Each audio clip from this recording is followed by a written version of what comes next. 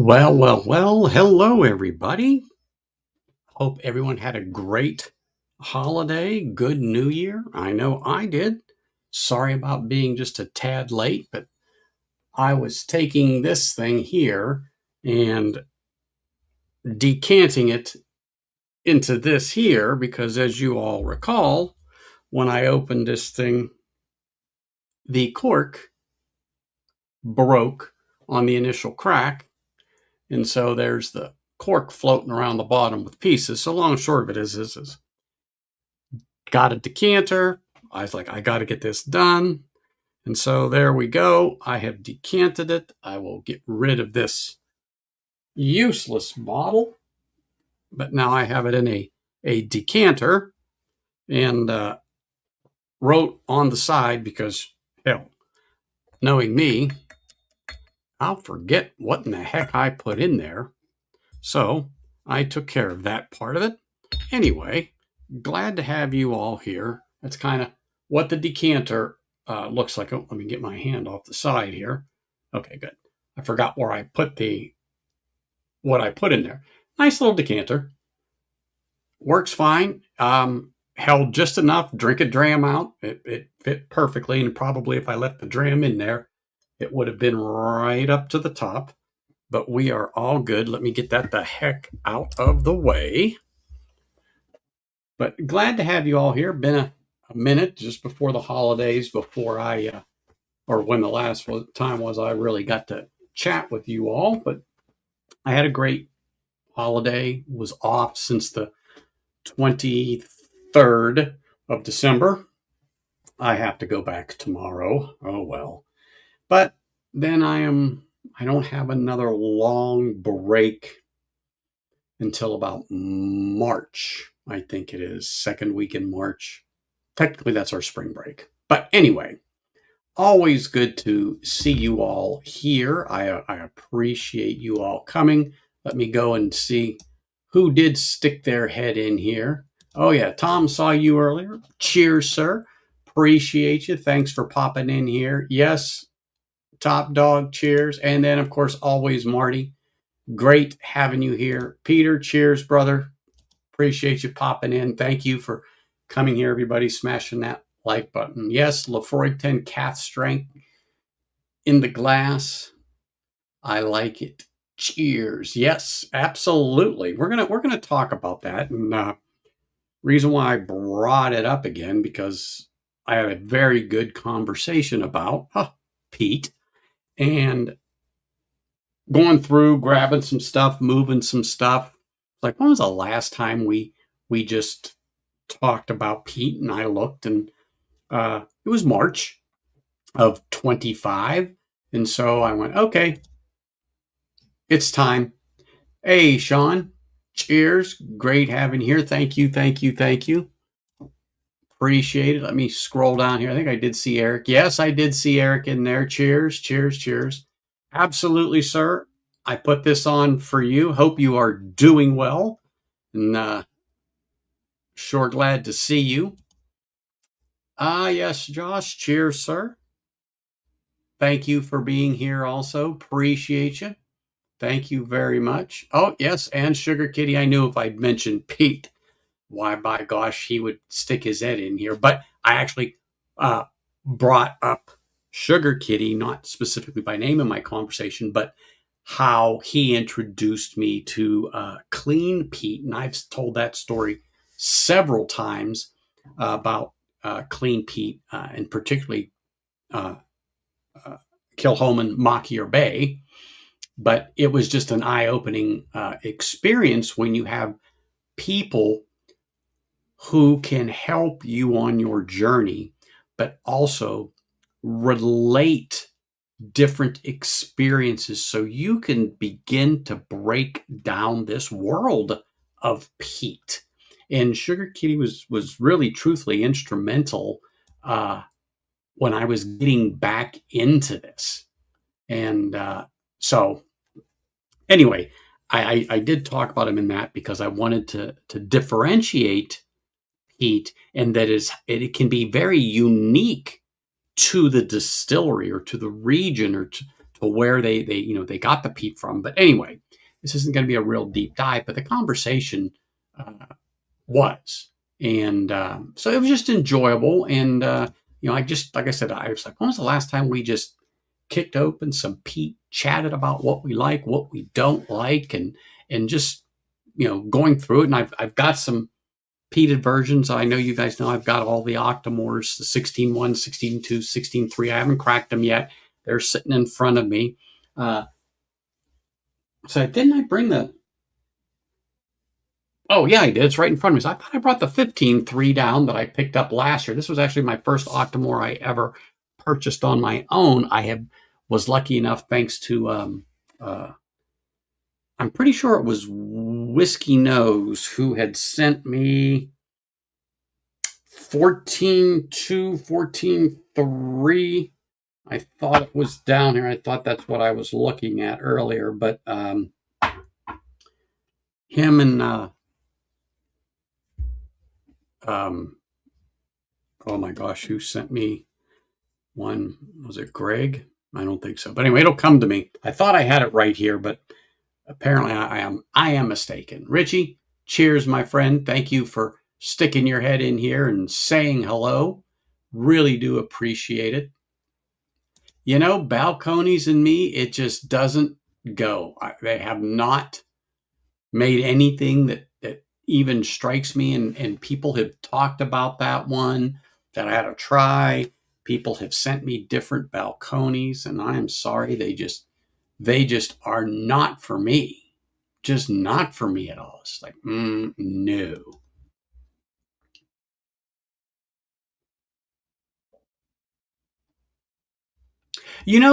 It could be Sugar Kitty. That might be good. I mean, that people don't know or not really heard of, or like you said, it's just not popular, but they're nice drams. Maybe it'd be a good thing to have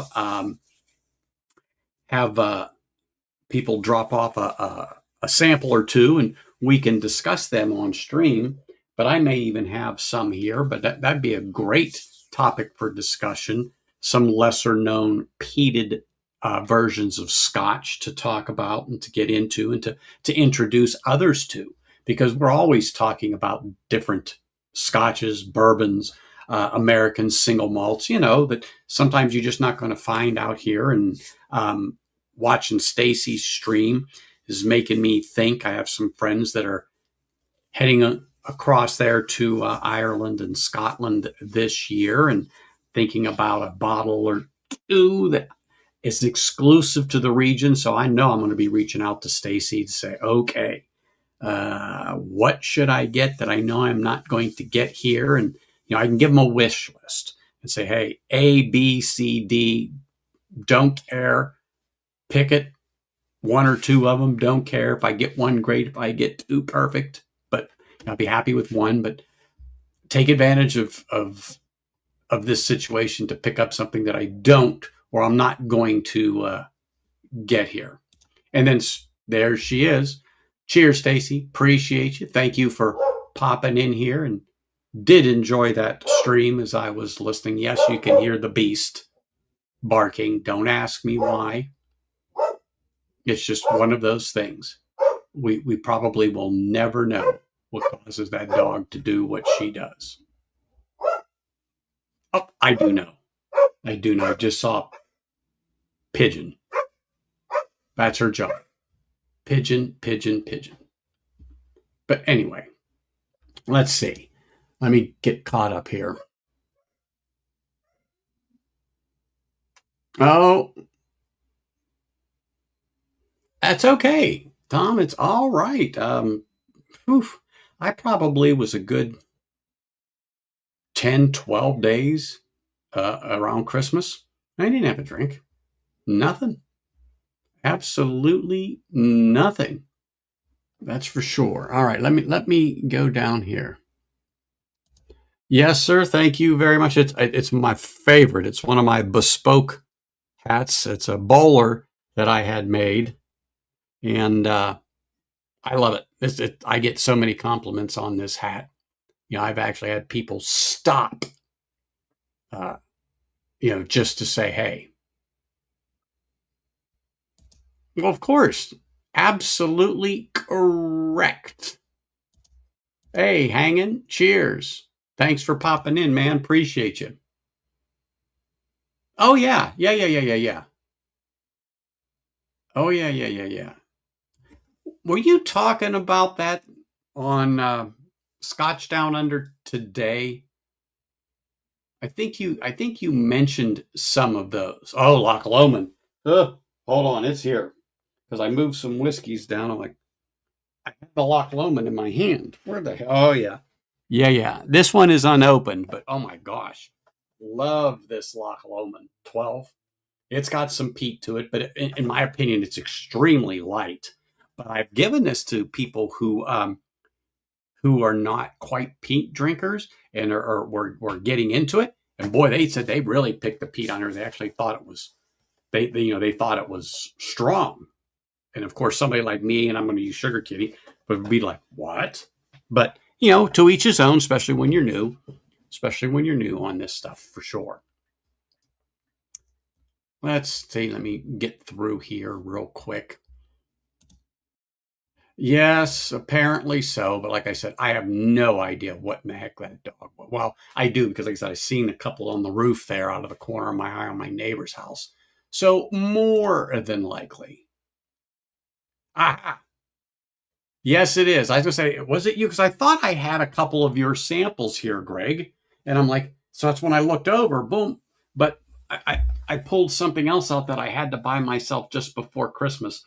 But that's all the shot you're going to get right now, but I'll pull it out. But I had to get it. And I thought it was here, and I thought I pushed him back. But I'm like, no, and I thought I had Marty's. But thank you. Thank you. Yes. Uh, you go right ahead. I love it. I do love it. That's for sure. You know what? No, I did not. Probably should have, but no, I did not. Did not.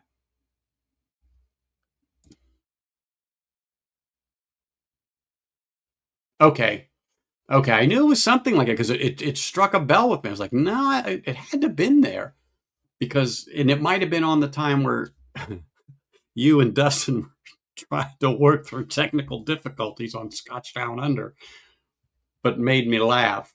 I knew that came up somewhere in something I was involved in or watching or who the hell knows. But good. Now, my memory isn't what it used to be, that's for sure.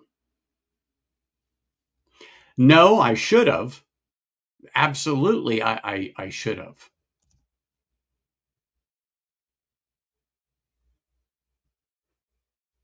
Oh yeah. Oh yeah, absolutely. Absolutely. I feel it's low. And but the person I gave it to, has had peat, but boy, they pulled it right out, even on the nose, and I had to search on the nose. And I'm a peat person.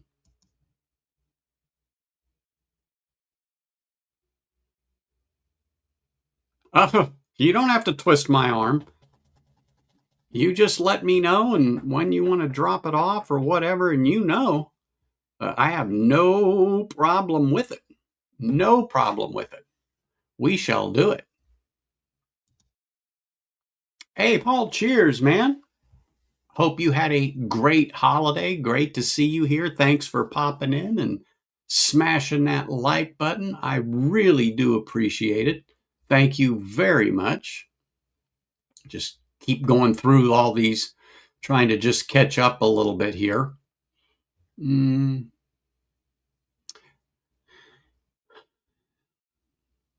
Owners is Aaron Moore, but okay. All right, let me go through. Here I saw hanging.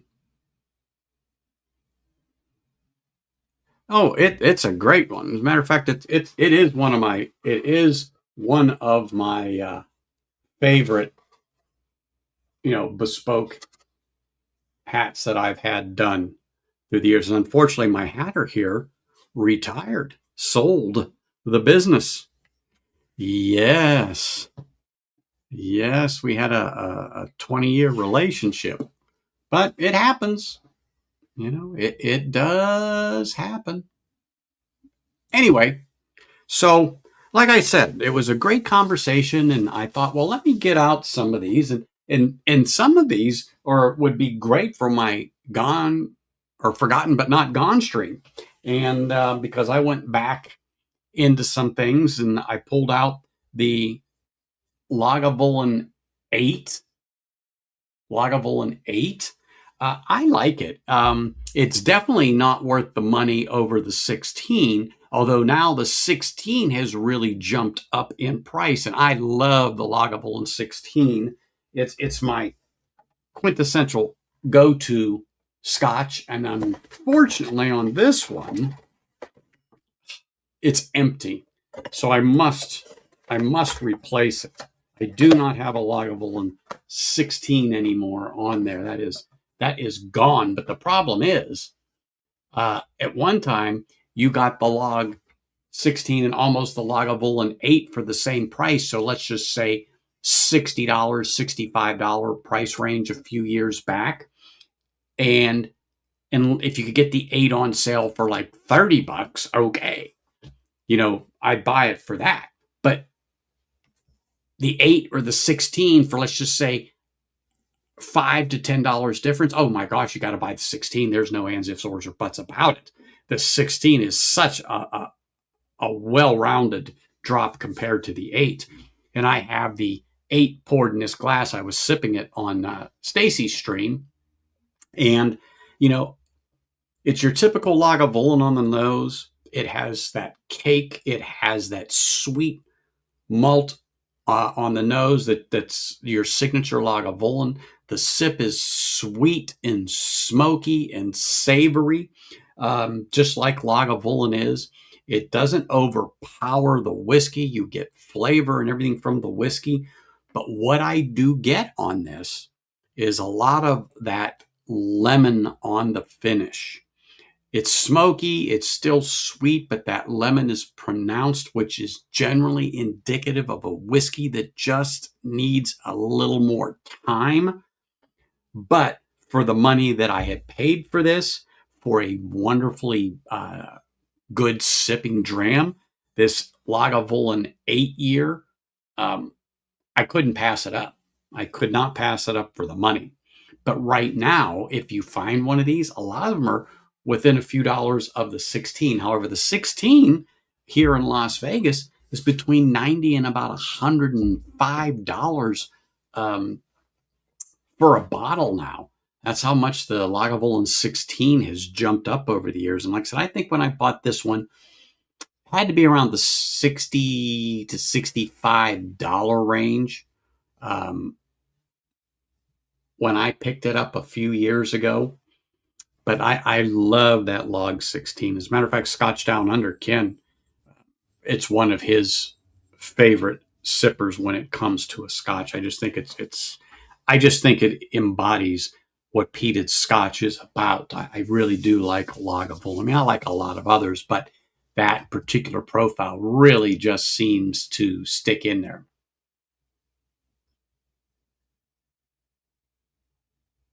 Oh yeah.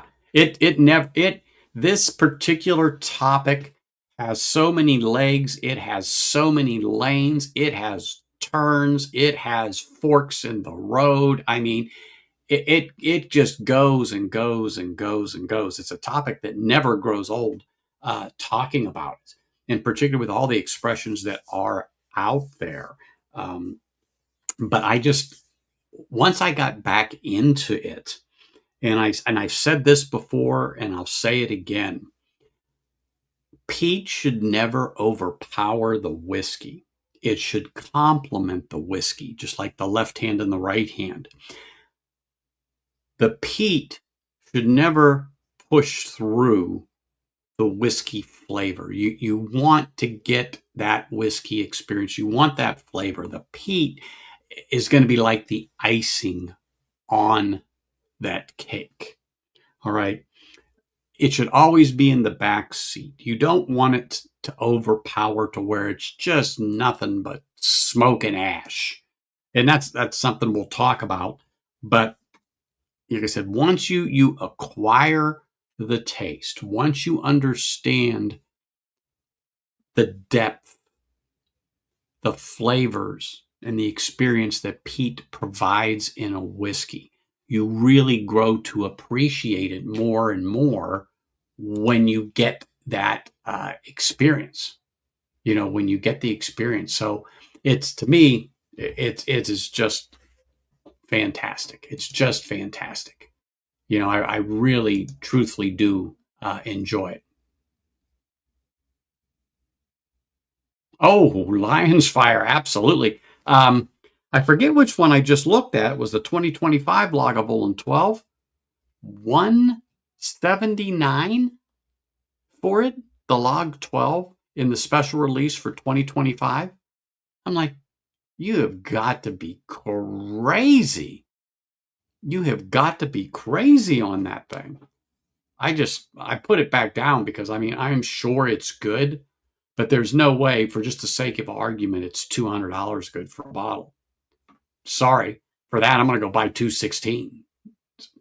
I just will.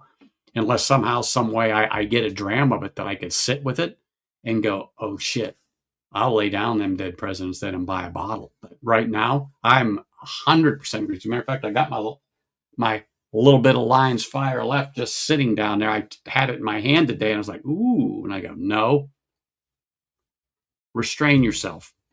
So I did not pour any. But yes, absolutely. Oh, it's funny. I was looking at the 12 year in that. I was looking at the 12 year today, thought about picking that up. Oh, but you know what? So's bourbon. So is rye. If you're a true enthusiast, a whiskey enthusiast like we all are, and some of you are not on the Scotch train, some of you are not on the rye train, some of you are not on the bourbon train, some of you are on them all. It's a freight train for you. You've got a powerful locomotive and you've got cars behind you and you're just piling it on. Yeah, it just goes and goes and goes. It doesn't make a difference the topic. It could be Irish, it could be American single malt. There's like I said, there's so many ways to go, and that's one of the things I brought up in the conversation that I had. I go, peat just isn't in Scotch anymore. Campfire, by High West. Holy smokes! And that's a phenomenal whiskey. That's, if I'm not mistaken, it's finished in a peated Scotch barrel. And there are other whiskeys finished in that same fashion, and the flavor from that barrel and the peat flavor is in there, and it gets into the whiskey and it melts good. So it's not necessarily peated that the malt is smoked.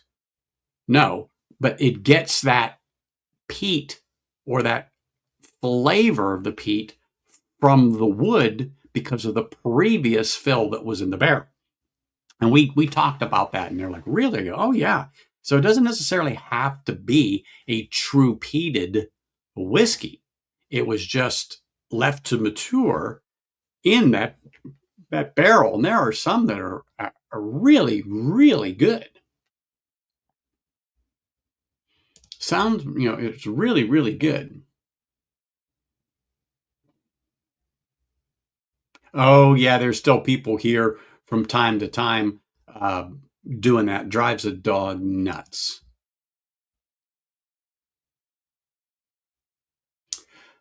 You know what, Peter?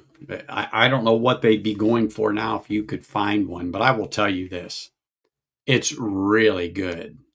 Hey, Torup, cheers, man. Hope you had a good holiday. Appreciate you being here. Yes, it is. Thank you very much. 2025 Hot Embers was not worth the money, in my opinion, not for a 12-year-old Lagavulin. I know it's a special release. 52, 56 ABV. Shit, I did look at it, but I can't remember. what it was on there. But yeah, I just did not think it was worth it.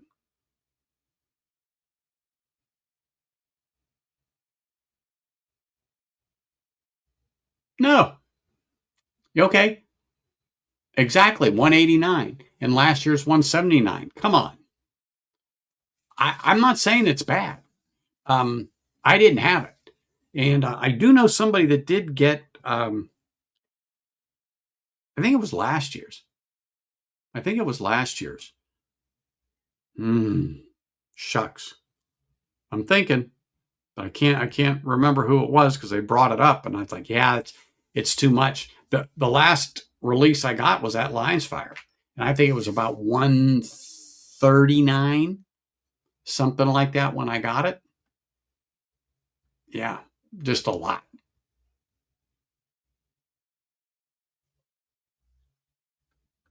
You don't have any Japanese or American single malt? Yes. Well, you know what? I don't know what they have at Walgreens, but you better get down there and start looking hanging.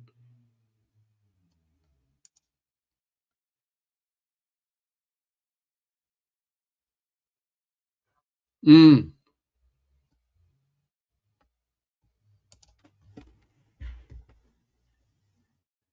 around 180 for the past three releases.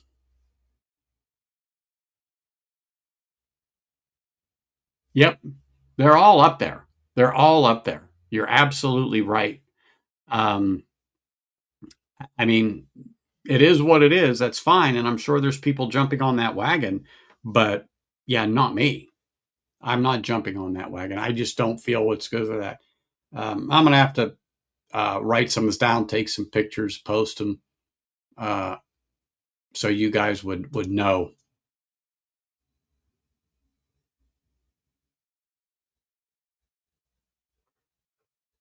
Yeah, yeah, they're getting there. But you know what's funny? Uh, the old Viking heart and like they're not ceramic, but like the ceramic bottles are for the 15-year are more than the new bottles. If I thought right, let me try to remember now. Shit, did I see that right? Are more than the new bottles in the 15 because the new bottles are similar except they're clear. So, yeah, or it might be vice versa. But anyway, it's like what? So, it's like you got to be kidding.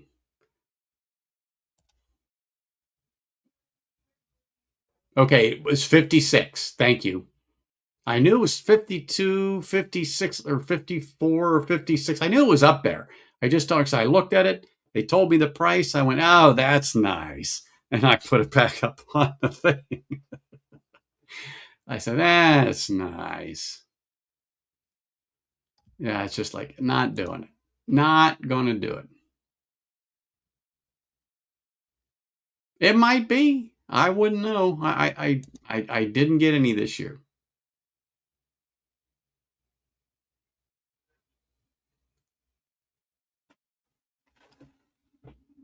Inky Dinky. Okay. Okay, Fireside Tale. I did know that. I just forgot it.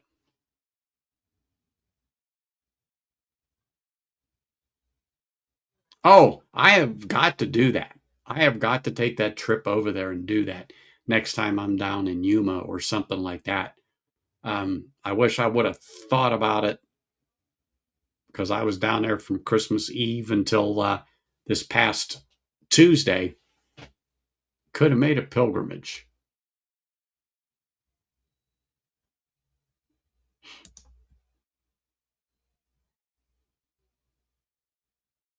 Eh, true.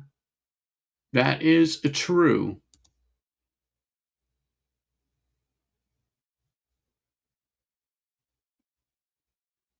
See, yeah, okay. And you know what? Here, I'm not seeing that in a box. Not seeing it in a box at all.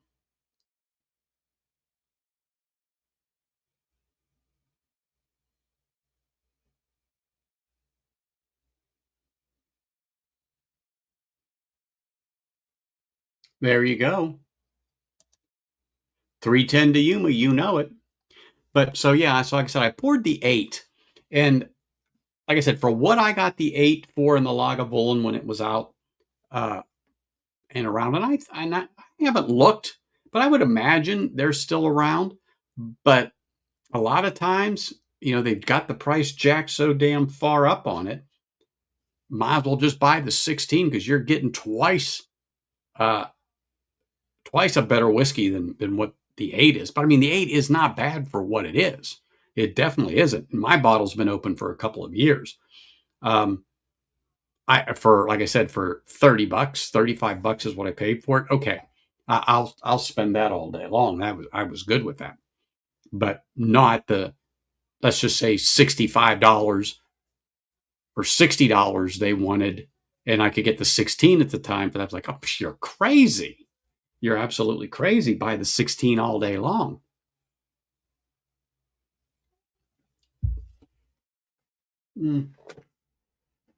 Now, this log is the Game of Thrones in the 9-year. This thing is very nice. I mean, if you find one, it'd be like finding hen's teeth. But I have one unopened still up there. I picked 2 up. I really like these when they come out, and I like the flavor. And so I know this is one more year, but boy, I liked it a lot over the 8. That extra year seemed to really turn out well, sorry, versus the 8-year. And they were clearing them out. I think I got 2 of them for like tax title out the door, 100 and change. So let's just say, for the sake of argument, $100. Like, I couldn't pass them up at the time for what they wanted. So I have one unopened sitting up there, and then I have this one here, which, like I said, I enjoy it over the 8. And I know you like the Game of Thrones one, Richie, because you and I were talking about that.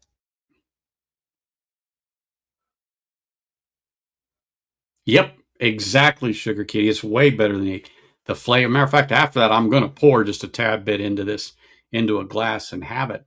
It's way better. I mean, like I said, I get a lot of lemon on this 8-year-old, which isn't bad. I just don't like that robust of a note that I get on this.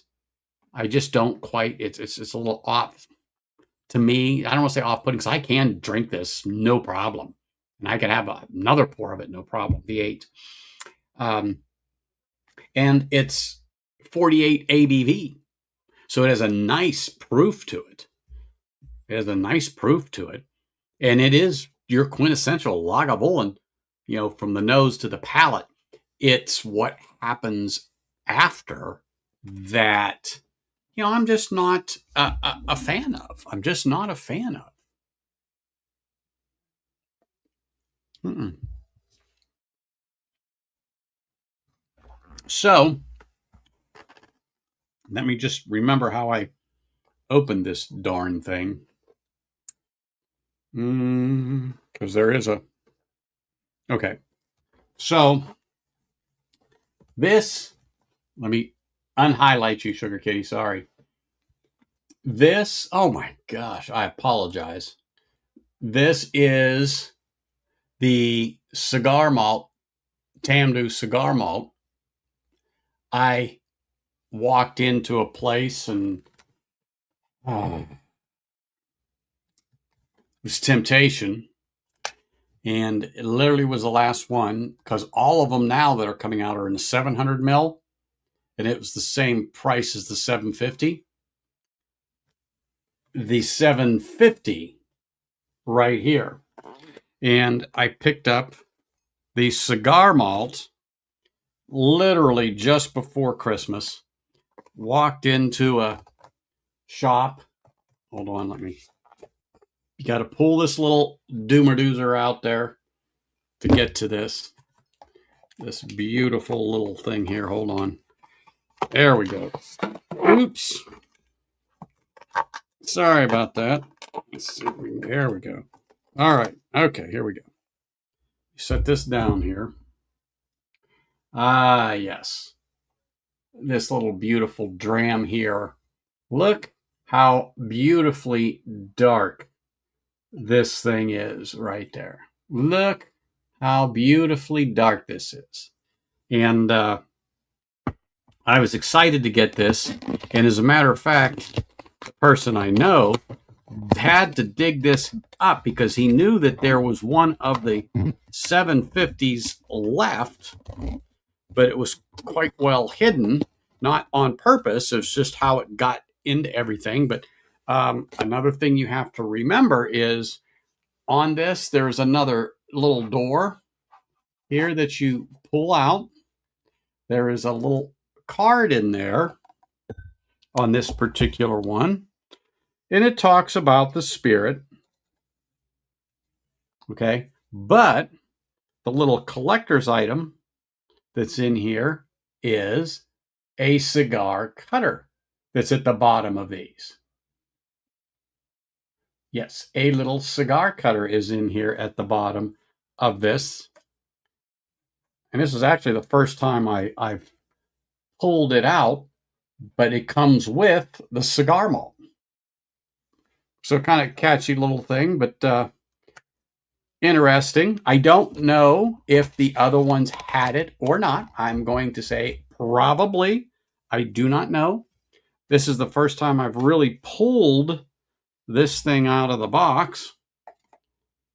And yes, no color added to this. That's the color it is right there. And yes, of course, you know, it is finished in sherry.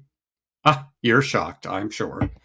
But yeah, I was pretty excited. And then when he pulled out the 750 for me, and he said, "Oh yeah, you might as well have the 750 and get that little extra because you know it's the same price." I'm like, "Okay, I'll take it.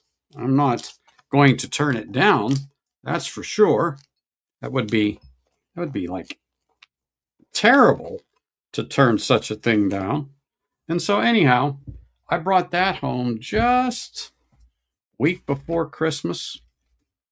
I went to pick up something for somebody else, and oh my God, I just realized that was magnetic. I didn't know that, so I pulled this out here so you could get the bottle out. And when I put it in, but it's magnetic. Something drew it back in. It's the first I just noticed that. It's not like that on the bottom, but so this will be. I'm looking forward specifically to this. So let me put it back in its little box that it came in. It's a nice presentation box. It's quite sturdy on there, but I had to buy that. I just had to. I mean, it's literally one of those things. I wasn't there specifically for that, and it's just what happened. Just what happened. So let me see. I apologize. Let me get back here because the chat was flipping and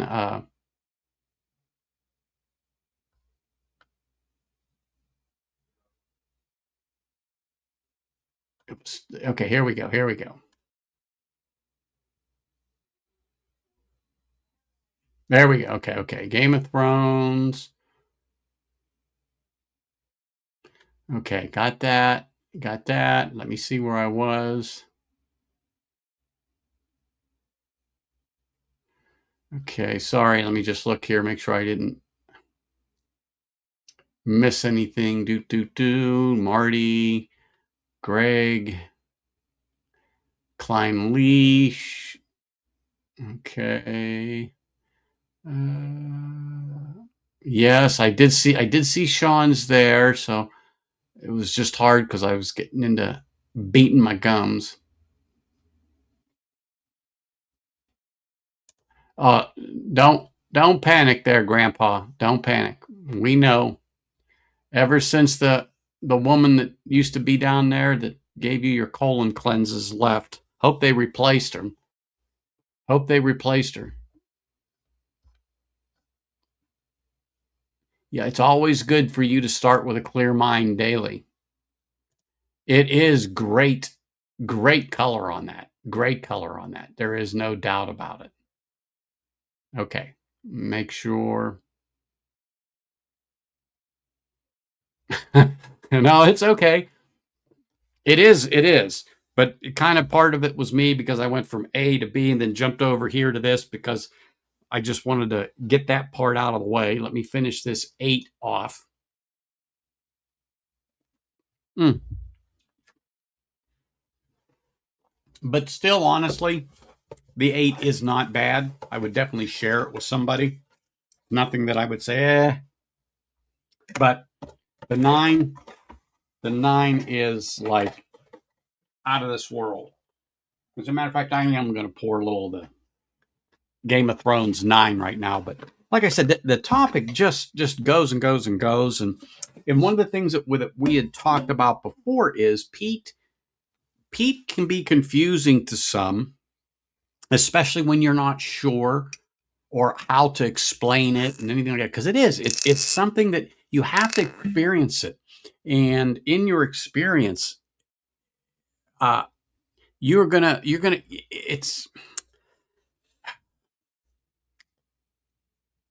it can be changing. In other words, it can be changing for you as in life changing in your experiences when you get into peat.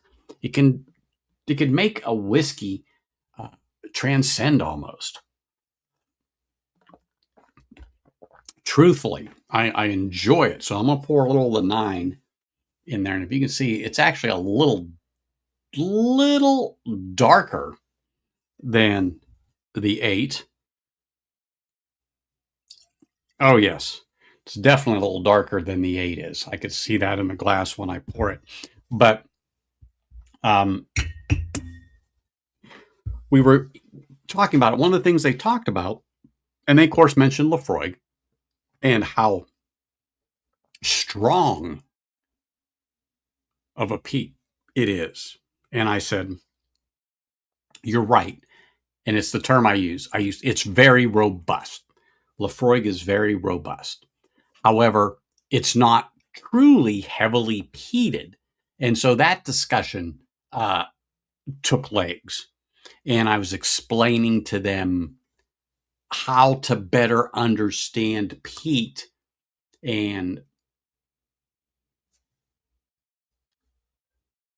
they are, but one's a year older sitting in that barrel.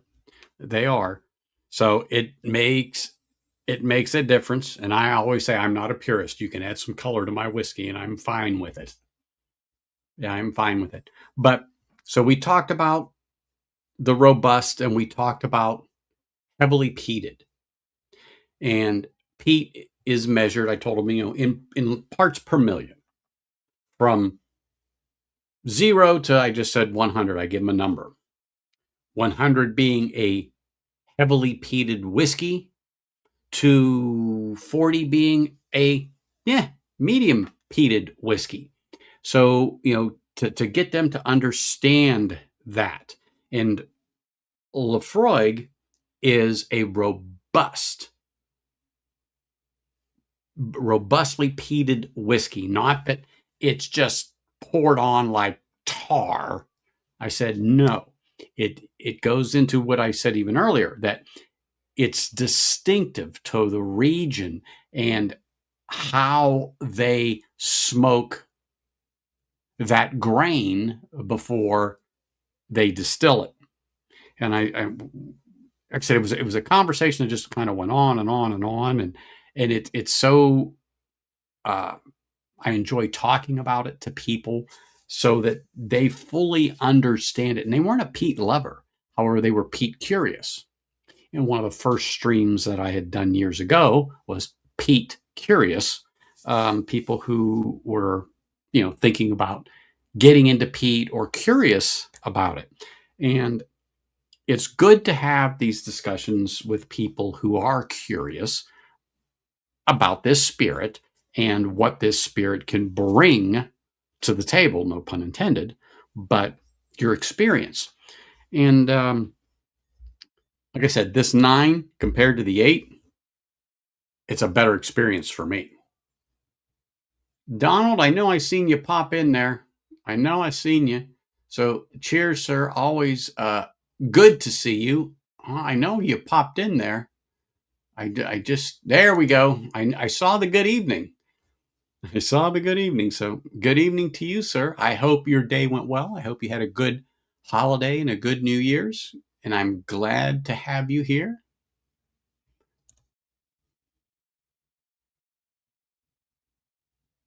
Oh, yes. Quintessential. Quintessential. I cannot agree more. It is.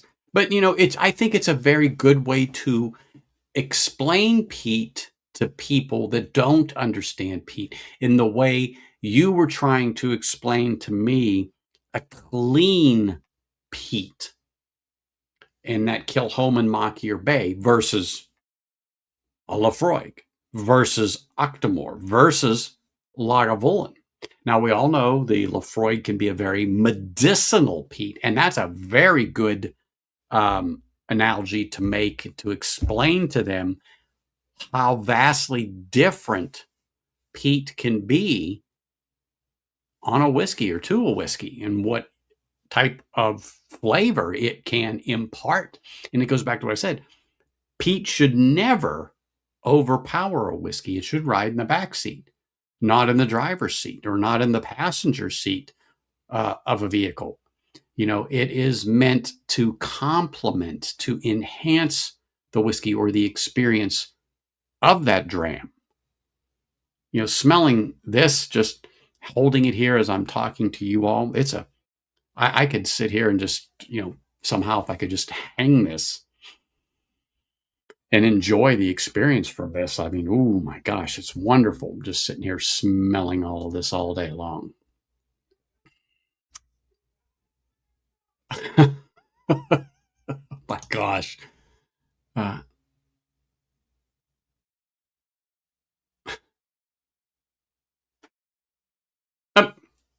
hey, to each his own. Absolutely right.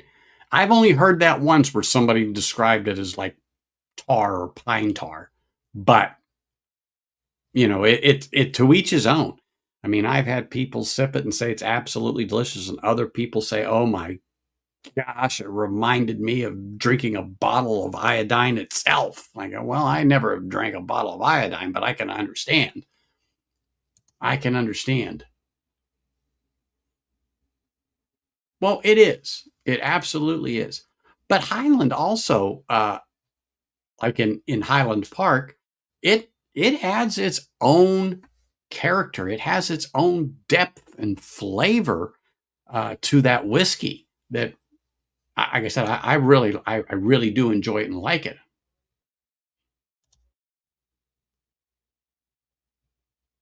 Oh yeah, there's no question about that. Absolutely, there is no question. The 9 is way better than the 8. And when the 8 and 16 were on the shelves a lot together, the 16 was a much better value than the 8 because the 8 was generally $10 less than the 16. It's a no-brainer at the time. Why am I going to spend $60 on the 8 and I could spend $70 on the 16? Please, all day long. Oh, well, we're going to get to that one. We're going to get to that one. But Lagavulin is truly one of my favorites to talk about, my favorites to sip.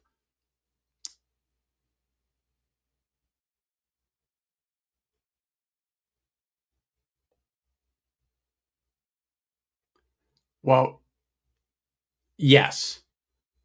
Yes, Sugar Kitty, I agree. Um, it would be something different, and it definitely needs its own.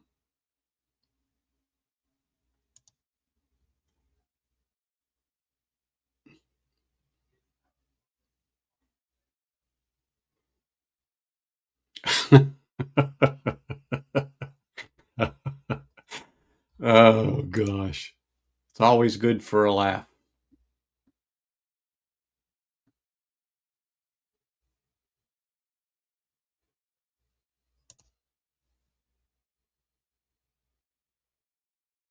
No, but that's coming up too. That's another one that I always recommend or I talk about. Donald is the Port Charlotte. Let me have my sip of this 9. Mm. Wow, truly is. And I know, like I said, I'm not knocking the 8 like it's absolute crap, but the 9 tastes altogether so much better than the log 8. But again, like I said, I can certainly palate and drink the Lagavulin 8, but the 9 just has it going on. The 9 just has it going on. Um, of course, we're going to get into a little core range Laphroaig 10, to where you get into more of that medicine, that medicinal type of a peat that a lot of people, when they talk about it, one of their first experiences that they may have had was a Laphroaig, because as you know, you can pretty much find Laphroaig at any local tavern, pub, establishment, and get a pour of it. People say, "Oh, I always wanted to try peated." They take it and go, "Whoo wee, that's a heavily peated whiskey." Well, again, it's robust. It's not heavily peated. It just comes off that way to the person that doesn't understand that.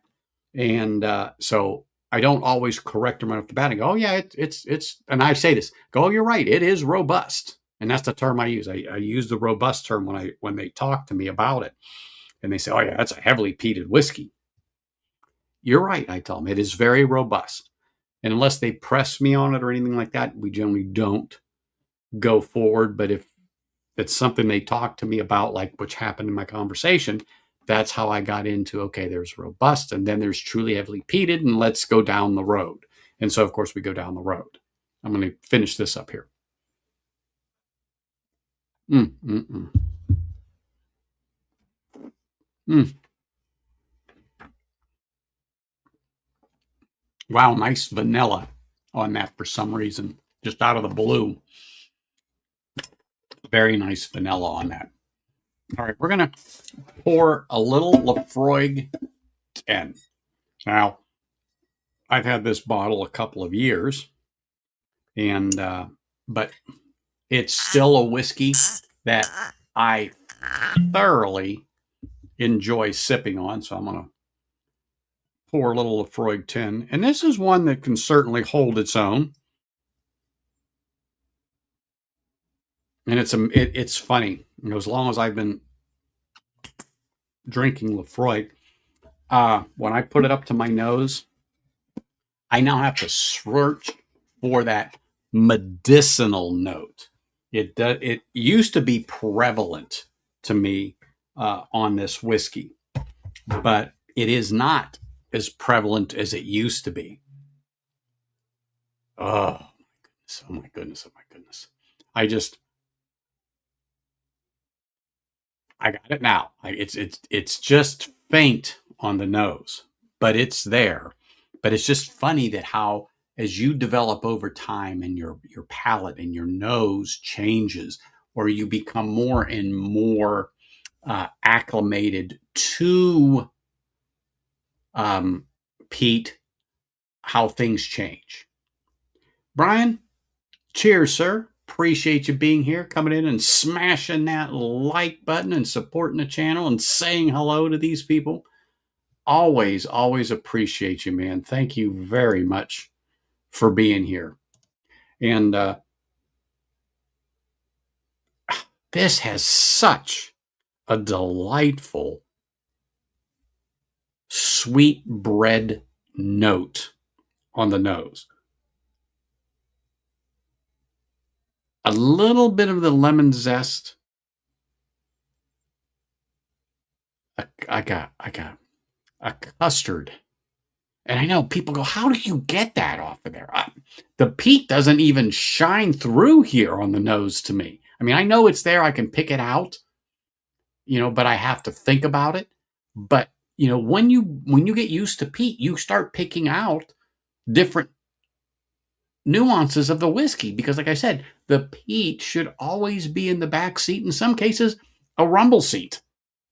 It's to complement the spirit.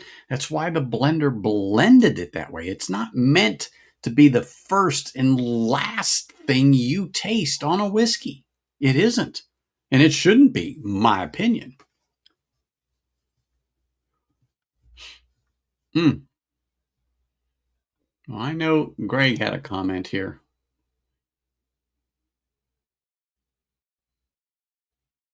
Bunnahabhain is most unpeated, but they have a P2. Correct. Correct, Sugar Kitty. And I don't have that, but I love my Bunnahabhain, especially my 12. Like I said, it's unpeated. But oh yeah, Bunnahabhain makes a wonderful scotch. And Bruichladdich unpeated. But of course, we're going to get into the Port Charlotte here shortly. And then of course, Ardbeg. So that is coming up. But yeah, I love Bunnahabhain. And I just have the standard 12 down there, but it is just perfect. Just perfect. Hey, Mr. Mom, cheers. Hope you are doing well and had a great holiday and happy New Year's to you. Appreciate you being here, saying hello, and coming to smash that like button. Always great to have you, sir. Thank you very much for popping in here. I appreciate it.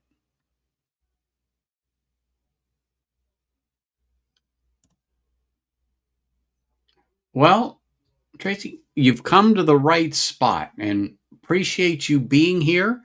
Um, Glad that you decided to join us and listen to this discussion. Feel free to ask specific questions. No question's a dumb one because we've all been there. If you're not sure where to start or what to expect, just ask while you're here. If I see it, I'll highlight it, but I'm sure my mods will catch it and they will start answering your questions if I do miss it.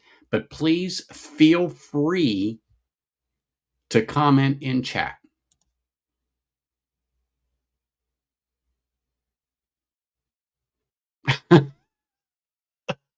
Well, I knew you would get that about a rumble seat, sure, Kitty. I'm not saying you're old because, my great granddad's here and he's a lot older than all of us.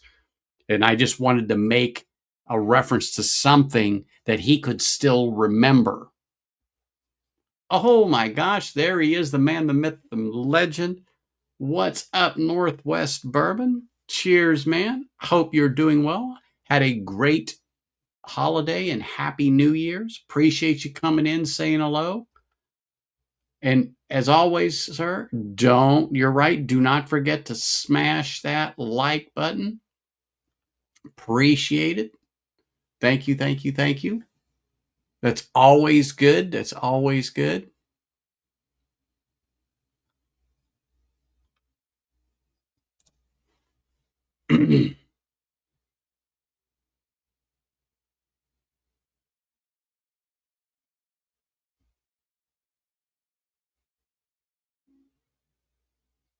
Hey, hey. Happy New Year, sir. Cheers. Hope you had a great holiday. I appreciate you popping in, man. Put your 2 cents in. Cheers again. I'm going to take a sip of this. Oh, it is Lafroig. I just had to think of something. What did I pour? Lafroig. Mm.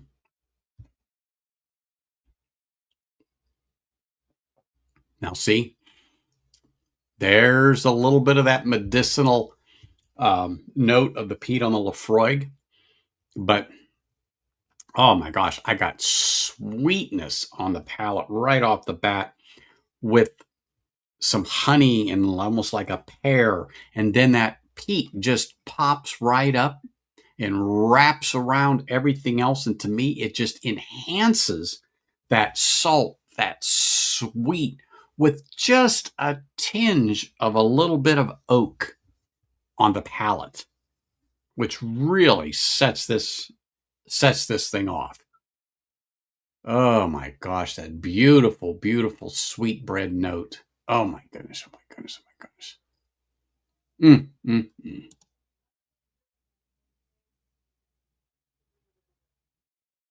Yes, yes, yes. Fresh palate.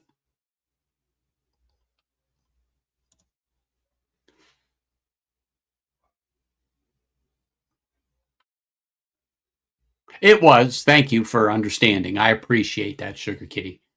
That was specifically for my great grandpa there. I want to include him because he'll forget all about this in 5 minutes, so it doesn't really make a difference.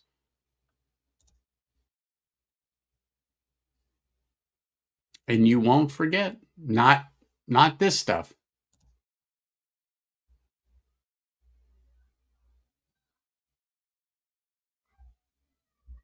It does. It does. But you know, when the bourbon has a little higher malted barley in it, I love that influence on a bourbon. I really do like that influence on a bourbon when they use a bit more malted barley. A lot of them will use 5%. You know, you might get a 10% in there. You know, to me, that's I I just like how that flavor goes together in there.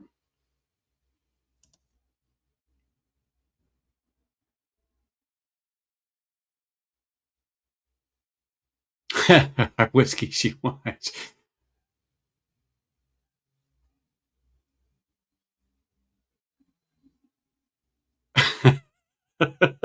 Whiskey she wants.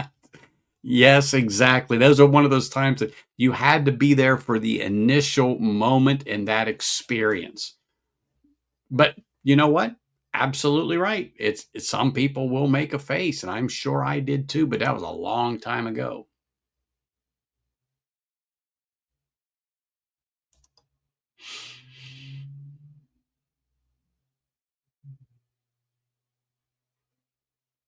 They are. They are. That's why I was saying. I think it's like 4 or 5% is usually what they are in my head. But I said when you get to that 10% area, oh my goodness. Mm, mm, mm. Mm, mm, mm, mm, mm.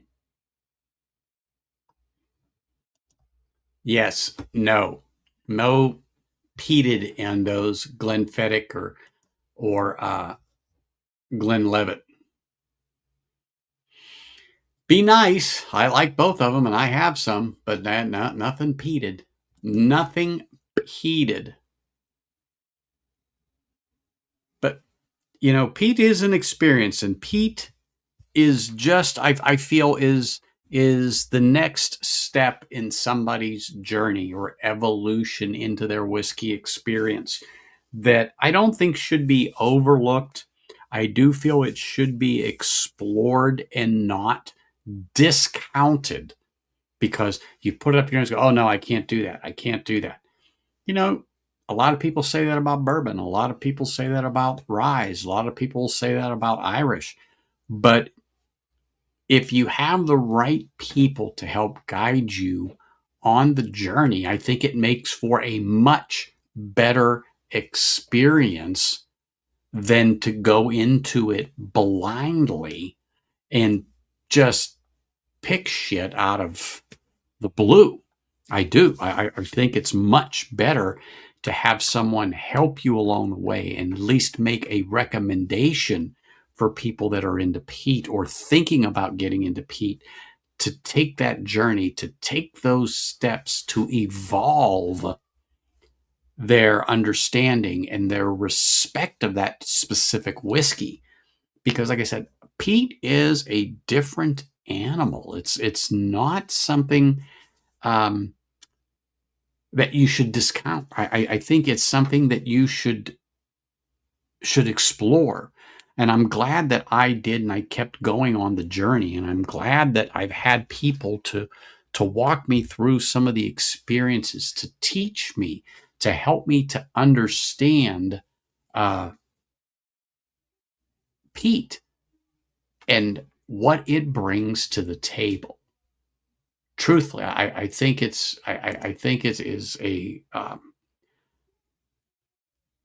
wonderful thing that I'm trying to just search for the words, but how it accompanies whiskey or how it accentuates the whiskey.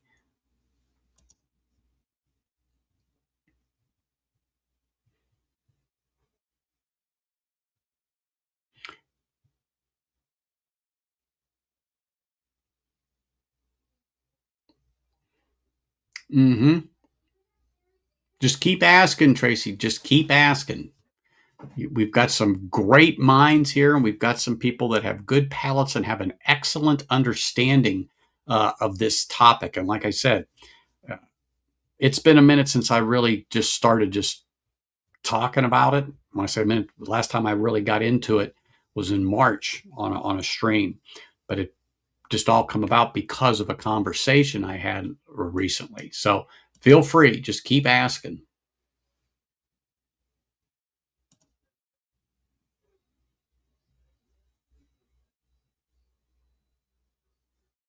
Oh yeah, you shouldn't have a problem.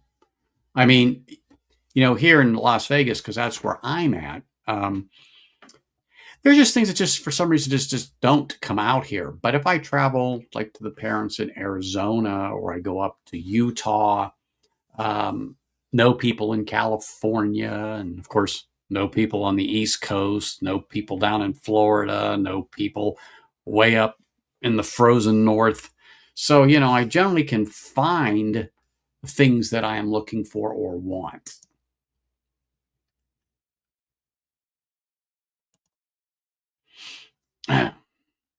Oh, yes, Greg.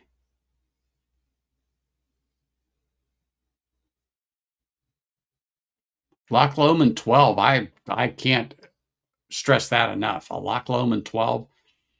I think that's a good whiskey for the money. Good whiskey. As a matter of fact, Tracy, if you didn't see it, I had pulled it up because it's right here at my feet, literally.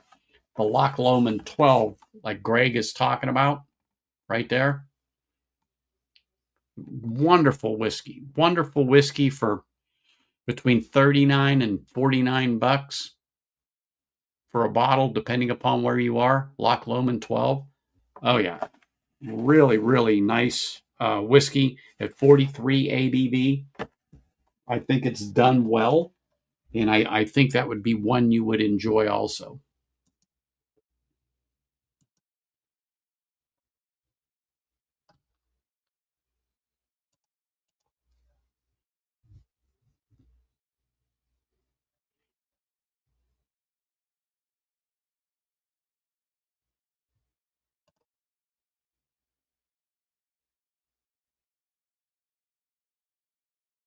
See, 40 bucks.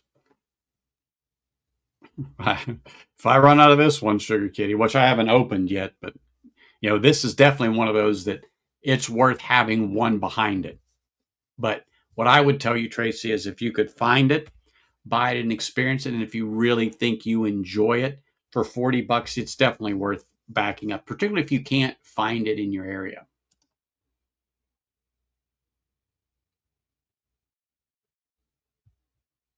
Which Offerman? Was it the original Offerman? Was it the Offerman Guinness? Was it the uh, charred oak? Was it the rum cask finish? I've got all four of them. But yeah, that's not heavily peated. That's not heavily peated. We're going to talk about heavily peated here in a minute. We'll talk about octomores, and that gets into heavily peated whiskey. What you're talking about is the term I like to use is robust. Robust, because Lagavulin in itself is right around 50 ppms. And so peat is measured in parts per million. And when I talk about an octomore, some of them will go up to 300 ppms in an octomore. That's heavily peated. So the term needs a little clarification to help people like you who are new into it to understand. So it's robust is the term I like to use. So Lagavulin, Laphroaig, Ardbeg. It's a robust peat, but none of them are over those three that I mentioned are over 55 ppms, maybe 60 if we're lucky. Maybe or maybe Ardbeg might pop up there in its core range, like the Ardbeg 10. But in general, that's not a heavily peated whiskey. They're just very robust.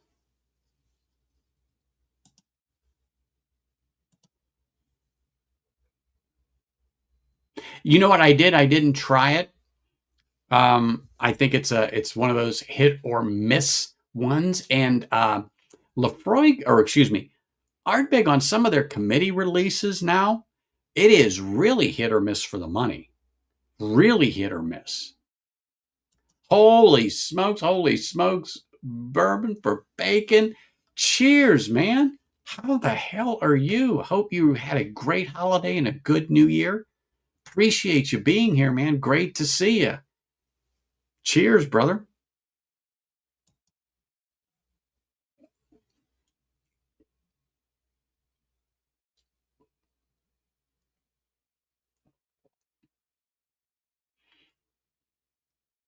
Oh, Talisker? Oh, yes.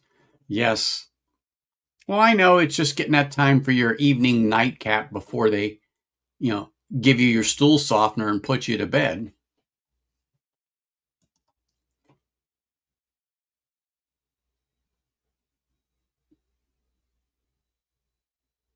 Now, see, if you can do Ardbeg, then you understand peat, or your palate has an understanding of peat in what we're talking. Oh, okay. Now see, now you're bringing out things that now I understand where you're going, or we understand where you are.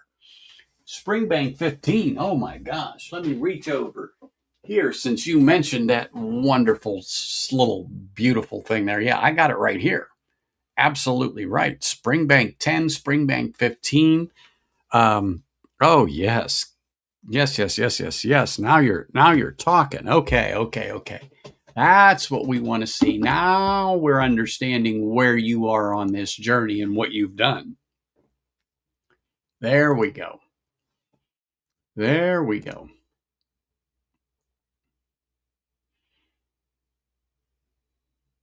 What I like about Talisker and Oban is I like the way the sweet, the salt, and the smoke come together in those expressions. Even with the Laphroaig, the Laphroaig 10, it has the same thing. It has the same thing.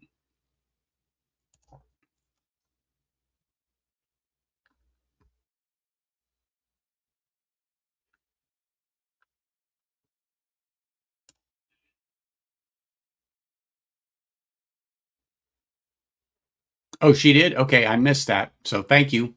That's what I told her. I said, just keep asking questions. I'm going to miss things, but my mods will grab it and feel free to answer it. So I appreciate that, guys. Really do. Thank you. Oh, yeah. I know Whiskey Mountains loves her oogie. She loves her oogie. No ands, ifs, or buts about it. Mm-hmm.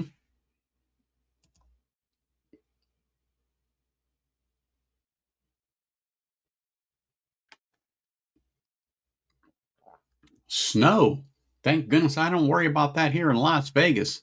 At least not right now. It's too warm outside. I think we're in the, I don't know, mid 50s here tonight. We're going to get into the 40s. Brr. I know Sugar Case like brr. It's a heat wave for him.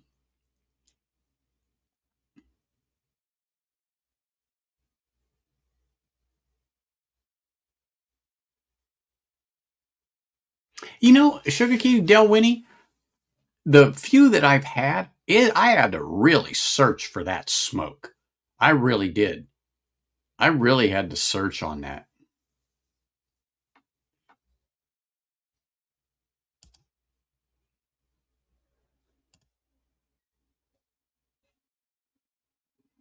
Oh, yes. Everybody should have Lagavulin 16. That's just one of those things, you got to have.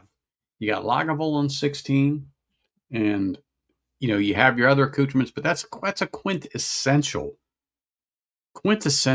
uh, peated Scotch to enjoy and have on your bar, on your shelf, wherever it is you keep it.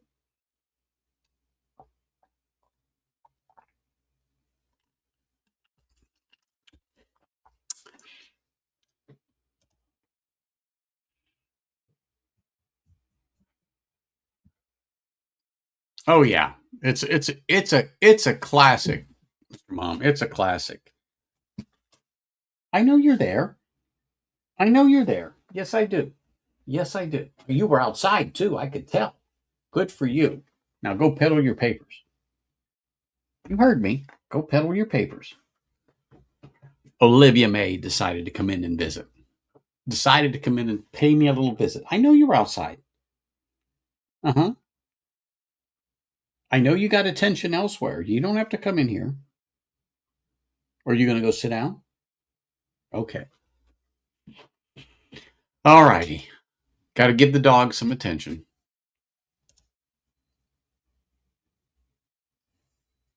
Oh, good. Good, good, good, good, good. Eric says, hello, Olivia. All right, go find a spot. I don't want to move and run over your paw, so you move. Don't look at me like that. Move. There you go. All right. She's seen it my way because I would hate to run over her paw.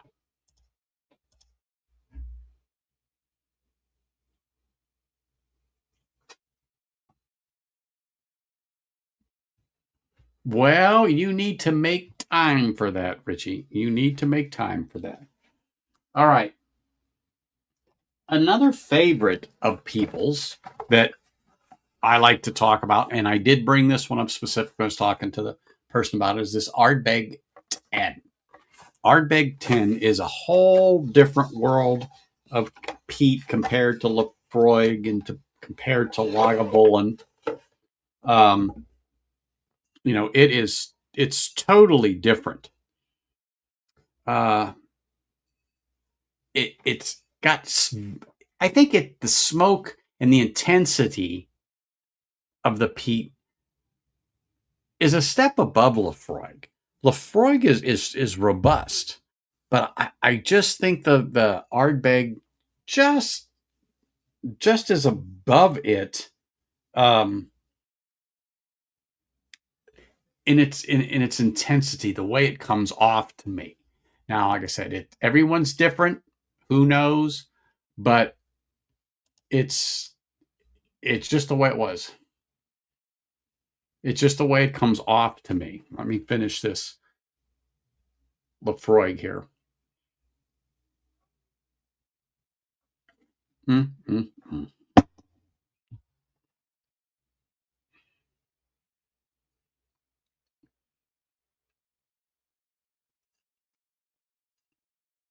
Lefroy 10 is such a good drop.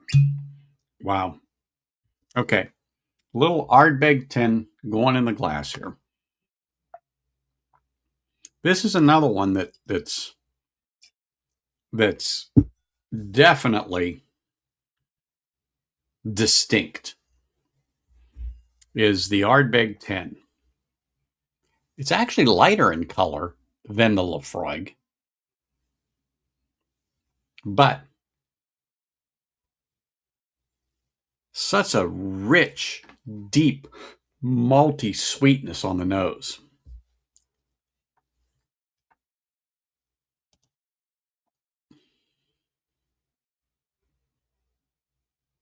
You know what, Tracy? Sorry, I was looking at something that Richie had said, but so this is what I will tell you. Wee Beastie is great. Start there, drink it. Once you finish it, don't go back. Just buy the 10. The difference in price is insignificant, but the flavor doubles versus the 5. The flavor doubles. So I tried the Wee Beastie and went, oh, Okay. Then somebody said, okay, now get rid of that. And they put up the 10. And they said, if you like the 5, you're going to like the 10. The peat level's the same, but the flavor's double. Boom. Yeah. I never went back. I've never owned a bottle of the Wee Beastie. It's always been the 10.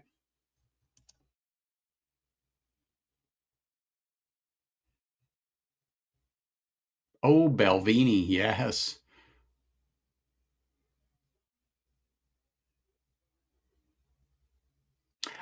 You're right. I do have Week of Peat.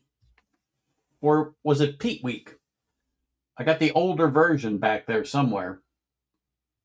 Peat Week, yeah. I actually had that a bit ago. I don't know what we pulled it out for, but somebody started talking about it. I'm like, I'm pulling out my Belvini Peat Week from 04, something like that. Yeah, I found a Dusty or something on a shelf here a while back, and I picked it up. And ooh, it could be. It could be a good closing pour, or Port Charlotte 10, or Octomore could be a closing pour. I don't know. I am not sure.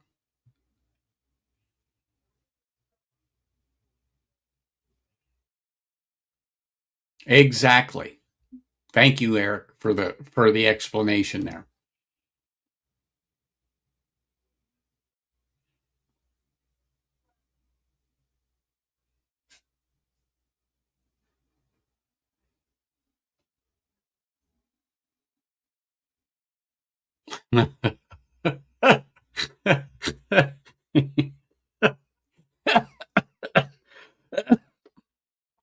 I had to play that in my mind there.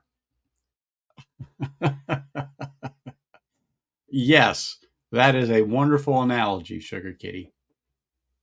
Wonderful analogy.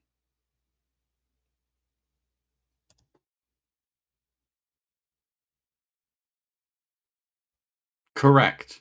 Except, well, no, Lagavulin will add color. They have no problem with it. Lagavulin will add color, and I do believe the Lefroy 10 does. Let me look here real quick. Oh my gosh. However, I think that they may, off the top of my head, because it does not indicate it here, but I am not a purist. So I don't often look for that uh, when I buy Scotch because I don't care. Other people who are purists say, oh my gosh, that changes the flavor. I don't believe it. I don't believe it.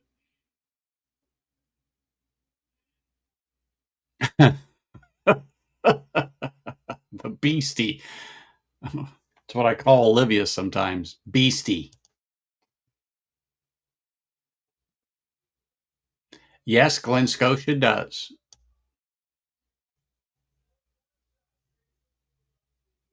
Oh, yes. Clonakilty. Oh, yes.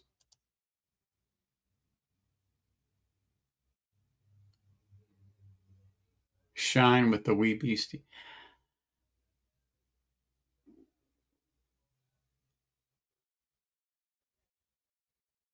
It does take a minute. And I say that about all whiskeys. Sometimes on the first 2 drams, they don't come off as good as they can be. So have those 2 drams. Be the first dram one day, and then a week to 10 days later, you have the second dram. If it really didn't improve with some time, that 10 days or so in the bottle, leave it go for a few months. That's how I came to warm up to Lagavulin's, Offerman's uh, charred oak. At first, I described it as pure shit. I just thought it was horrible, absolutely terrible. Disappointment is a matter of fact, but 6 months afterwards, it started to become palatable when it had a little time to open up in the bottle. And I have been back to it since. It is not my favorite Offerman. The Guinness is my favorite Offerman. But The charred oak has redeemed itself a bit to the point where I could sit with it and sip on it. But when I first reviewed that, no, absolutely not. And you know what? I didn't see anything this year. And if they're coming out with something, um, I thought it would be out by now. But who knows? Who knows?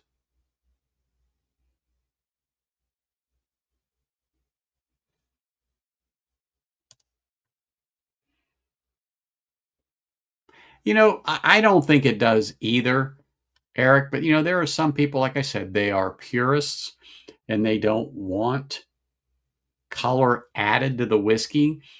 Um, so to each his own. To each his own. It does not affect me any way, shape, or form. It's like people who want to put ice in whiskey. Why?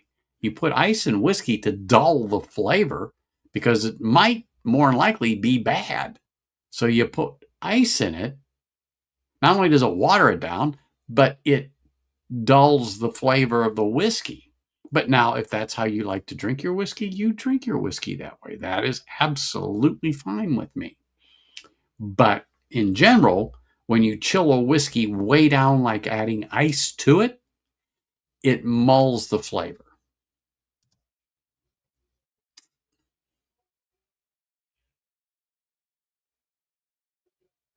That's exactly it. If the whiskey's good, the whiskey is good. That coloring isn't going to make a difference. Although the coloring is a selling point for people that don't understand. They see that dark whiskey and go, oh, dark whiskey, that's got to be good. Well, no, it is not.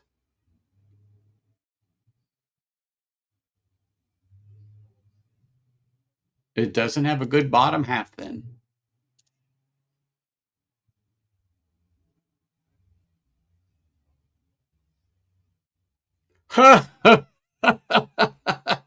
Did they even sell any of that shit at that price? 35 bucks. Shit, for what, 10, 15 more dollars, you could have bought a damn bottle. Oh, 35 bucks. Well, you know what? Yeah, exactly. I'm sure you did say that when you saw that. Are you kidding me? But we have all had those times where you see a price and you look at that person and go, people don't pay that, do they? For that shit. And if you're like me, it comes out. They don't pay that for that shit, do they?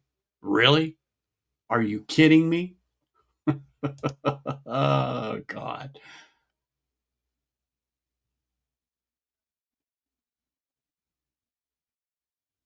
Uh it was licking the mat underneath the urinal in a men's room. That's what it was. So I'd rather lick that mat underneath the urinal in a men's room than have to get that taste off of my tongue. Exactly.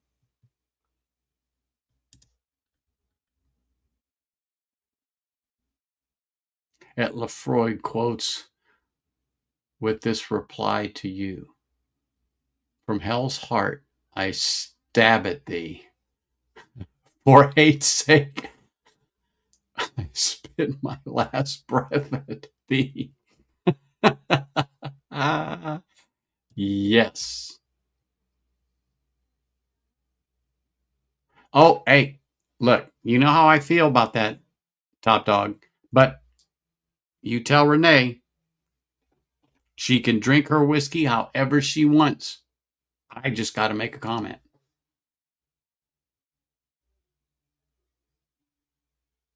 Exactly. Exactly. Exactly. It's horrible. You know, yes, yes. But I believe in full disclosure. So I think it should be on all bottles regardless. No color added, no chill filter, whatever the case may be. I really feel that they should disclose that on all of the bottles. They should disclose that on all the bottles, regardless, regardless of your opinions on whether it has color or not, whether it's chill filtered or not.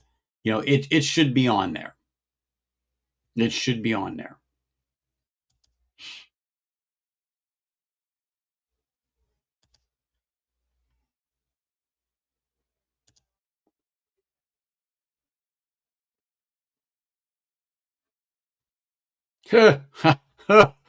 Yeah, who knows that one?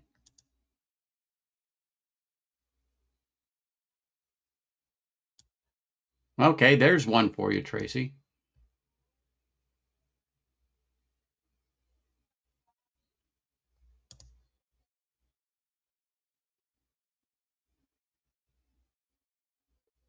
Oh, indie bottlers are good. Indie bottlers are good. I can't argue with that.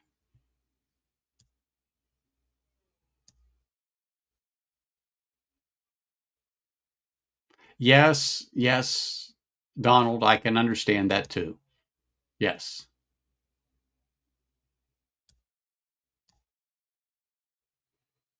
Oh, a tour. Yeah, yeah, yeah, yeah. No, but like I said, I tried it too, and I was like, okay, yeah, I can do this. Well, then the guy from Ardbeg said, then you know what? Then just go with the 10 because the 10 is just it's it's two times as good. It's that much better than the 5. So,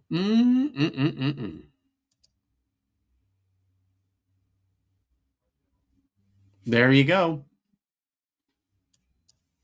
There you go. See, Trace, like I said, just keep asking questions. Somebody here has got an answer or has got an opinion. And opinions are like assholes. We all got one.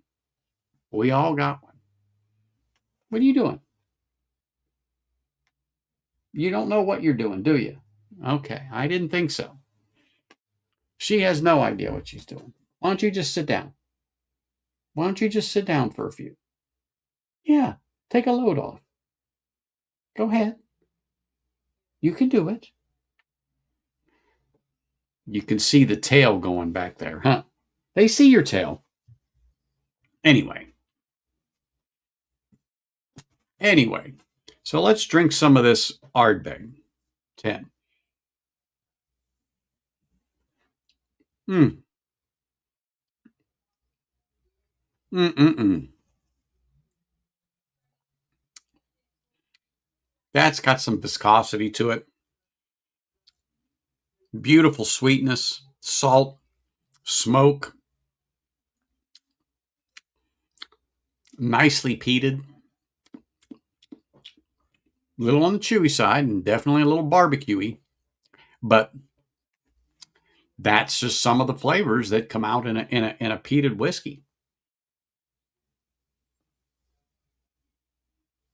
Mm-mm-mm.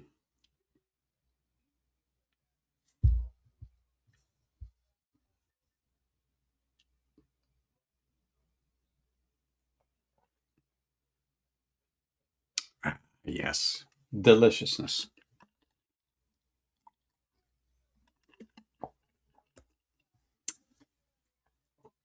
All righty.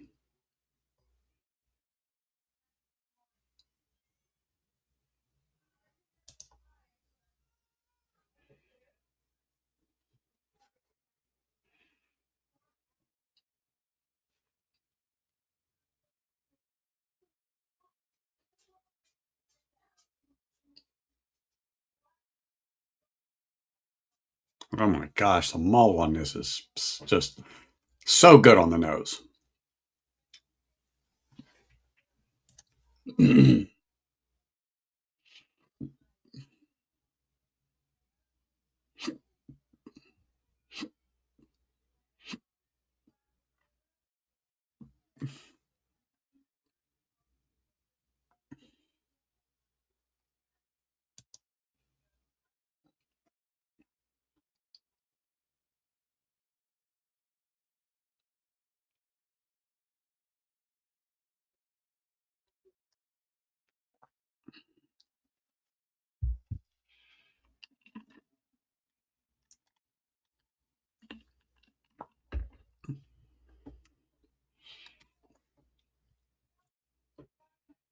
Oh, sorry about the silence, people. I was just enjoying that sip of Ardbeg there and cleaning my palate before the last little drop here.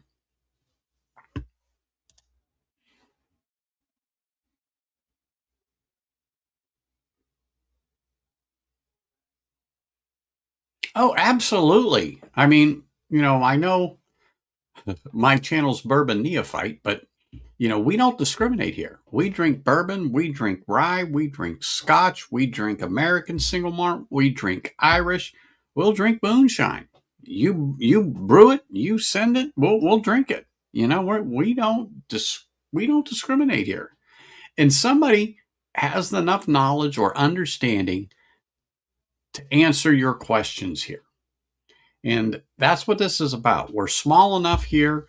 I'm not a huge channel or anything like that, but this is what we do. This is what I like to talk about. And this is what the people that are here like to talk about. And to help people who are new or who are, in this case, peat curious, Scotch curious, and need just a little direction on where you're going and what you're doing. Because, you're going to make mistakes. We made mistakes, but sometimes we can help you not make those mistakes to better your experience while you are going down this road. And truthfully, that's what it is. You got a lot bigger channels. You can't get this interaction. You can't get this kind of stuff. And I'm not knocking them, but you don't do a $10 super chat. Very rarely are you going to get highlighted or talked about or anything like that. Here, oh my gosh, the people that I have in my chat are some of the best people you can find, and they'll straight out tell me I'm full of shit. But because they're just normal people like me and you, and it's just our experiences, and we know what we like, we know what we don't like.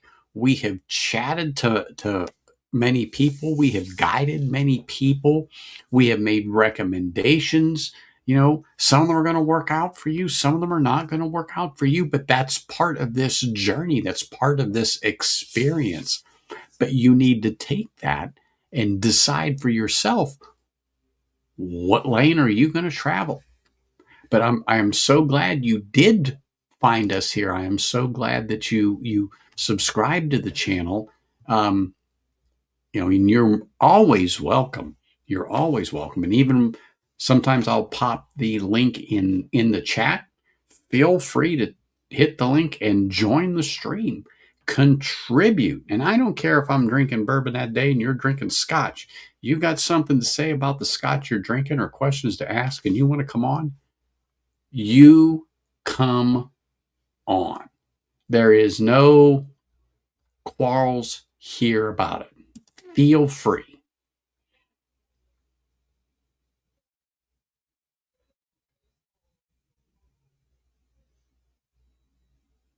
Really? You have to say that? No one in their right frickin' mind would use X Long Branch barrels to put anything in. Maybe they do. Maybe they make weed killer out of that stuff after they refill the barrels, and that's what they make weed killer out of. I never thought of that until now. But yeah, nobody uses that stuff.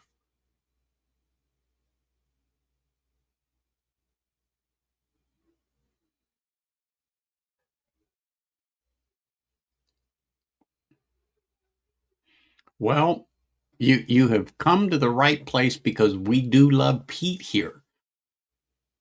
Trust me, we like peat here. Peat offers a different experience, but also is I call it the condiment of Scotch.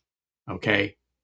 It is just something a little extra that really brings something to the table and helps. And not that the Scotch that we drink needs help, but it's just sometimes that, okay, let me use the expression, that drop of water in some whiskey that makes it pop. Peat can do that. Peat absolutely can do that.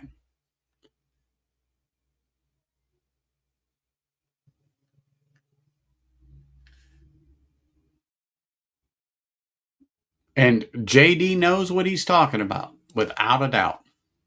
Cheers, brother. Hope you had a great holiday and happy New Year's to you, man. Appreciate you being here, JD.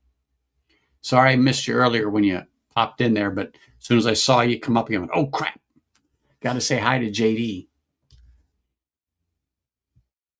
And just so you know, if you want to know anything about Glen Scotia, Tracy, JD's in here. Not that he likes that crap. Just saying. Not that he likes that crap.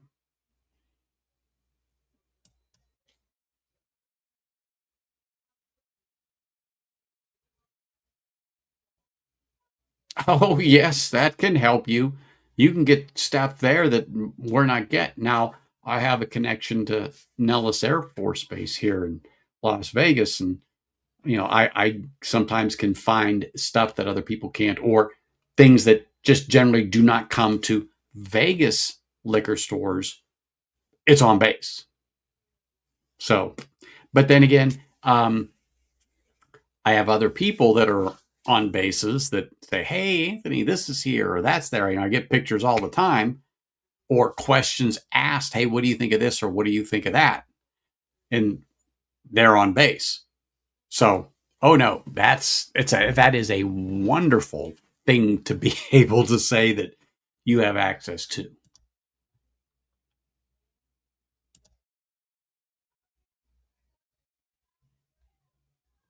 pick those barrels.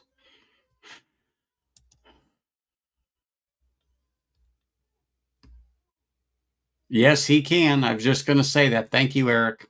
I was just going to say, I wonder if Mark's still here.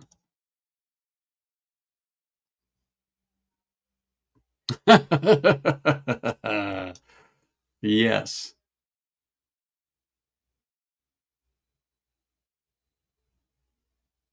Oh my God. Sorry, Sugar Kitty. That even made me go. Well, they probably got them dirt cheap. They probably just had to pay to get them over there.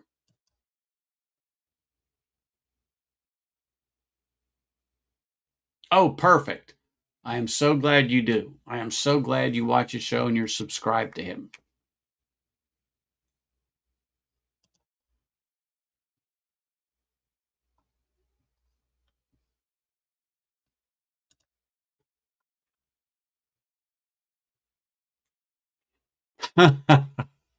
Donald, only you.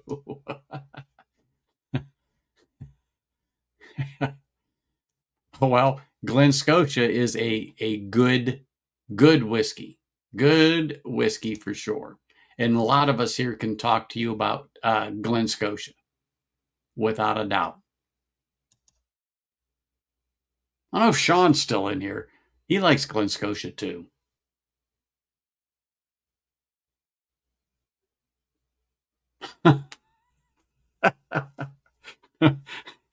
Yeah, yeah.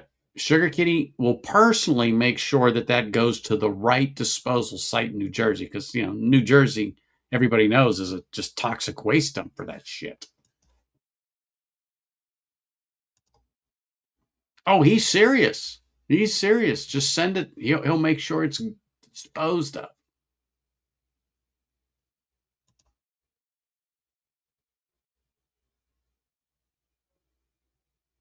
3 dozen? Oh, I love banana bread muffins.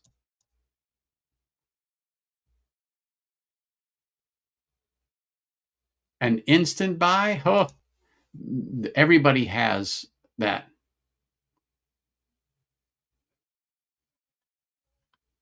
Glen Scotia 15, absolutely.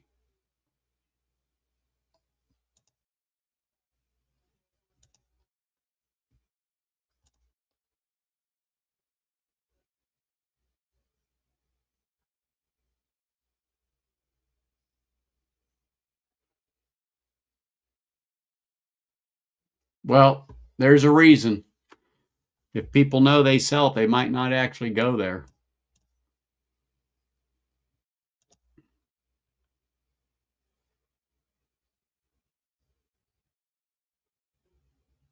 There you go. if the Glen Scotia King, Tracy, says the Glen Scotia 15, that's it. Trust me. And I have it too. And I have the Glen Scotia 15. So yeah, you can't go wrong with it. Going up sometime soon. Everything's going up anymore, James. Everything.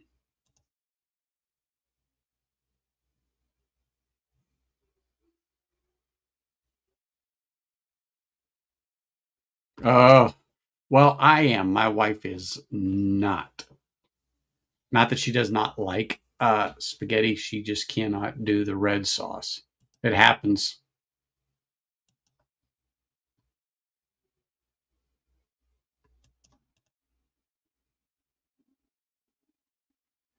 Ooh, Octomore. As a matter of fact, being that we're talking about that. Oh yeah, take notes on that one. You get a Glen Scotia 15.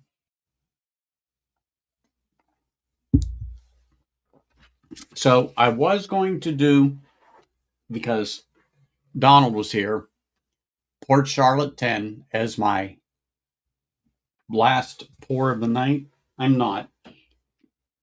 We are going to drink a heavily peated whiskey. And we're going with the Octomore 15.3.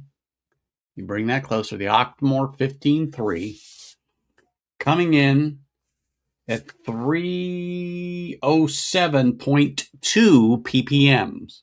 So 307. This is truly a heavily peated whiskey. But now, Tracy, let me just say this.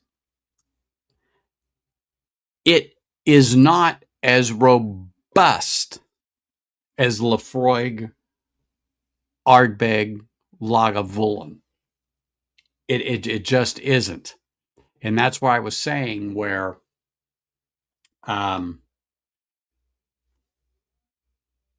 the intensity or how robust that is on those other brands I spoke of does not necessarily mean heavily peated.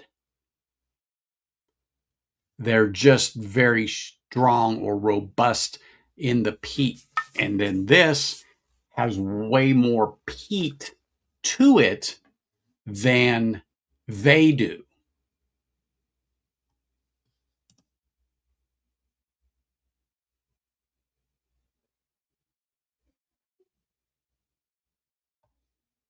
So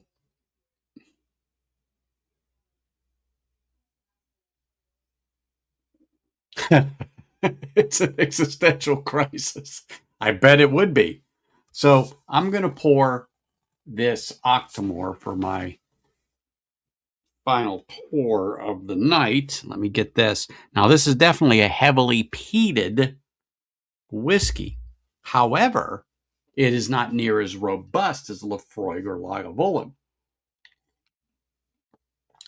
or Ardbeg. It's just not. That's not how that is. Let's open this bad boy up here. Oh yes, let's pull this little baby out here. This is a 700 ml bottle, and let's have a little drinky poo of this. Oh,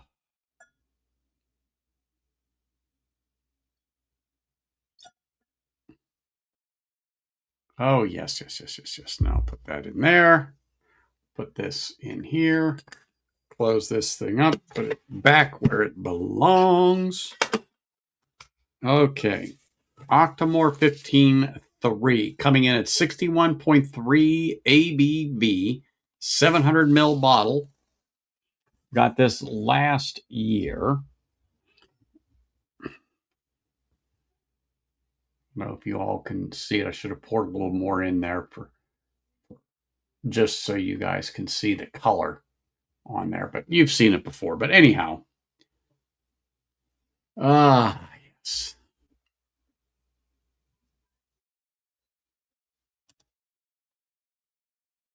Instagram. You can reach out to me. You can always email me at bourbonneophyte@gmail.com to if you have specific questions or anything like that. But yeah, I don't do Patreon and stuff like that. I'm not saying I never will, but I don't do stuff like that because to me, this is a hobby. And if I do Patreon and I ask people to donate monthly, I feel obligated to produce a product. I don't want to work at this. But I will bullshit about it. I will bullshit about it. I always say if people want to support me, they can always, they want to buy me a dram, that's fine. But if they want to drop off a sample for me to try or a sample for me to review, even better. Even better.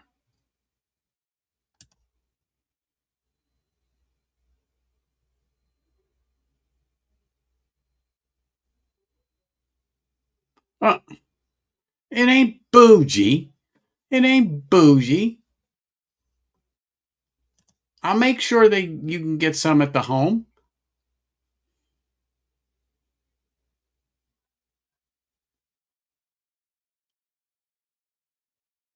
Exactly. Thank you for clarification. That again, Tracy, this is what makes this such a good when we get into this peat or we get into Scotch, it turns into a dive. As in not in a bad thing, as in a deep dive. But because I've got certain people that pop in here and they're just phenoms when it comes to this little bit of knowledge. When I say a little bit of knowledge, they'll tell you they only have a little bit of knowledge. But there's enough of us here that can explain things to you, like Donald, like Sugar Kitty, like Eric, um, like Greg and Peter and other people that have been on here tonight. They're phenoms when it comes to this. Bourbon for Bacon, he's good too. I mean, unfortunately, he's freezing his took us off, but I don't live in an area anymore where I got to worry about snow, especially lake effect snow. I don't miss living by Lake Erie at all. So yeah, no, not at all.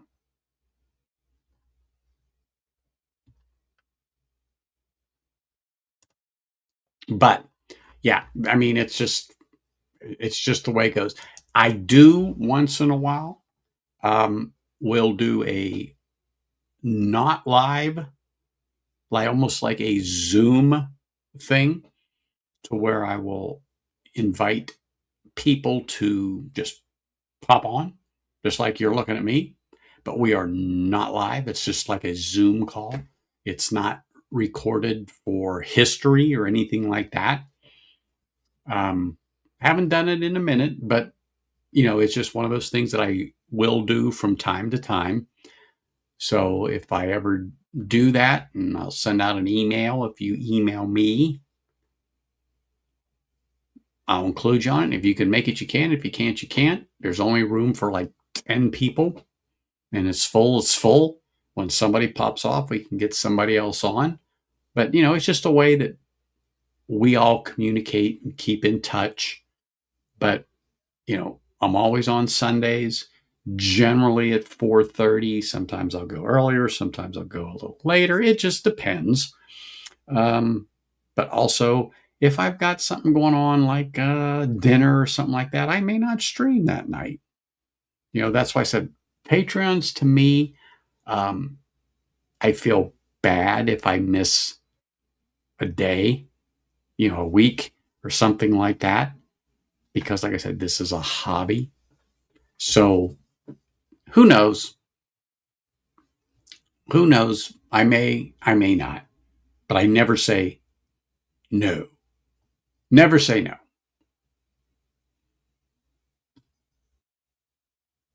Thank you, Richie. Appreciate that.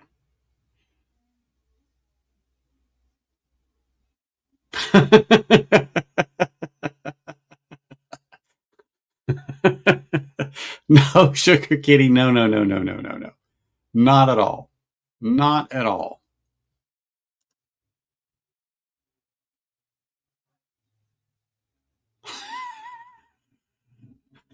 I tell you, Sugar Kitty, when the lady left that used to do the colon cleansing weekly, Greg used to always be first, second, and third in line every week.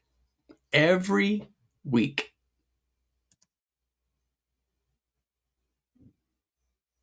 Oh, everybody has something to share, whether it's right, wrong, or indifferent. Someone will always tell you where to go here.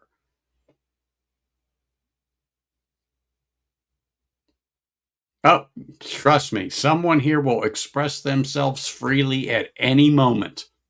At any moment, they will. That's one thing you can be sure of here.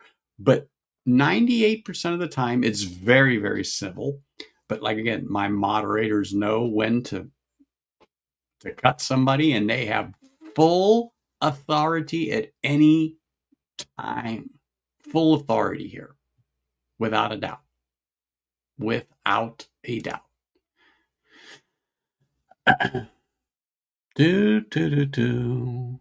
So let me work on this Lefroy. Oh my gosh, Octomore.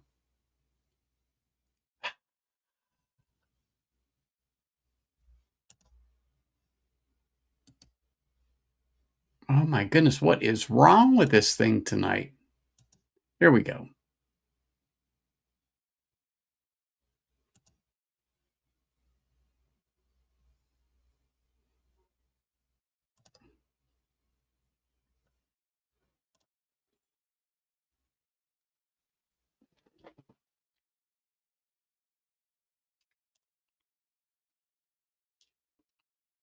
Mm-hmm.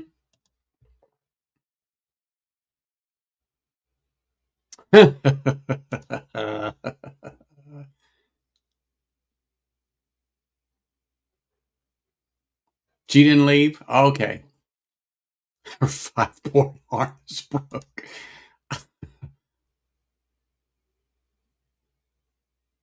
Okay, it's 15-3.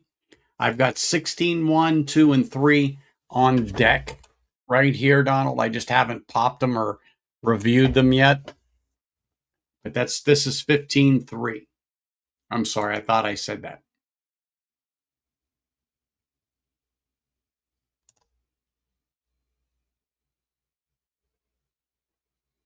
Oh my gosh, speak of the devil, and look who shows up. Look who shows up. Top shelf.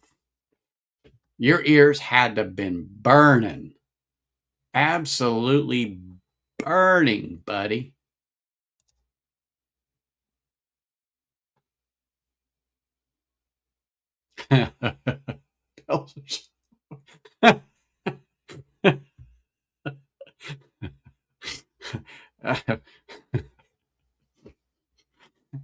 Look, they give out Viagra at that home like it's M&M's, Sugar Kitty.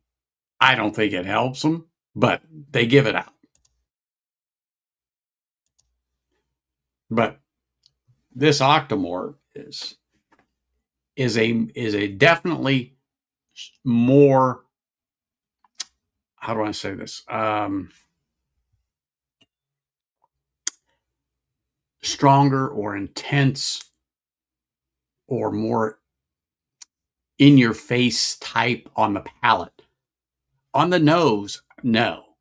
But on the palate, you will know that this is a fuller bodied peated whiskey. How's that? Fuller bodied peated whiskey, the Octomore 15-3. Like I said, it's over 300 ppms. Mm.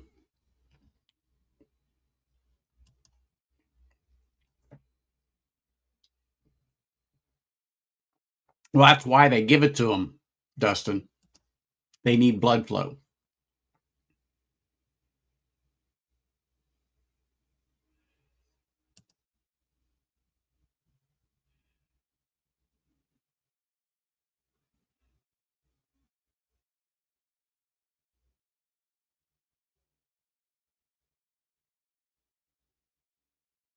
Hmm. Really? Well, that's interesting. That is interesting. Yeah, I know there isn't. I got to reach out to Mike and just, touch base with him and make sure everything is good. But like I said, I know his job has been making him go out of town and his schedule's been all over the place. But I just got to reach out to him. I haven't talked to him in a minute, and so I'm going to reach out to him sometime this week just to touch base and do a temperature check, make sure all is well. I think about him and I go, I've got to reach out to him to make sure, um, that everything's good in his world. That everything's good in his world.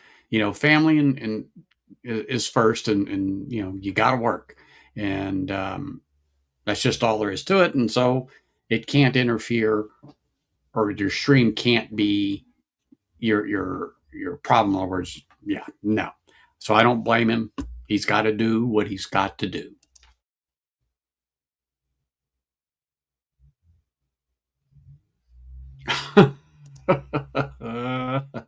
Yeah, I'll make sure I let everybody know next time I'm on stream if I reach out to him and he gets back to me.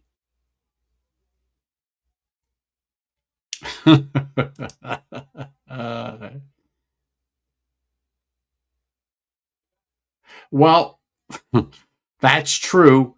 So I just wanted to clarify that I'm just going to see how he is. No shenanigans. This is a family channel. We're going to keep it clean.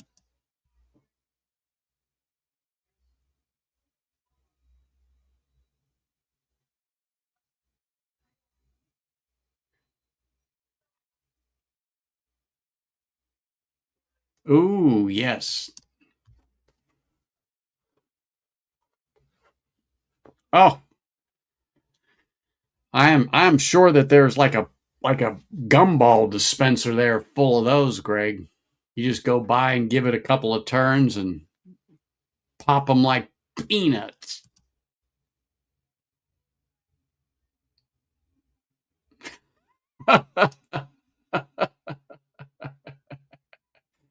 Oh Lord, Lord, Lord. Sorry, Tracy, but this is what happens.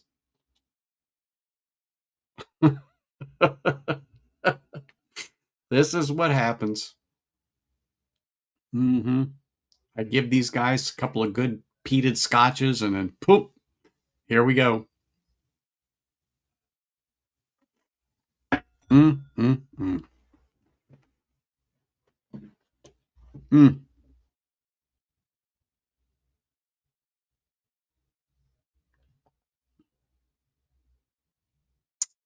Yeah, the peat on the Octomore,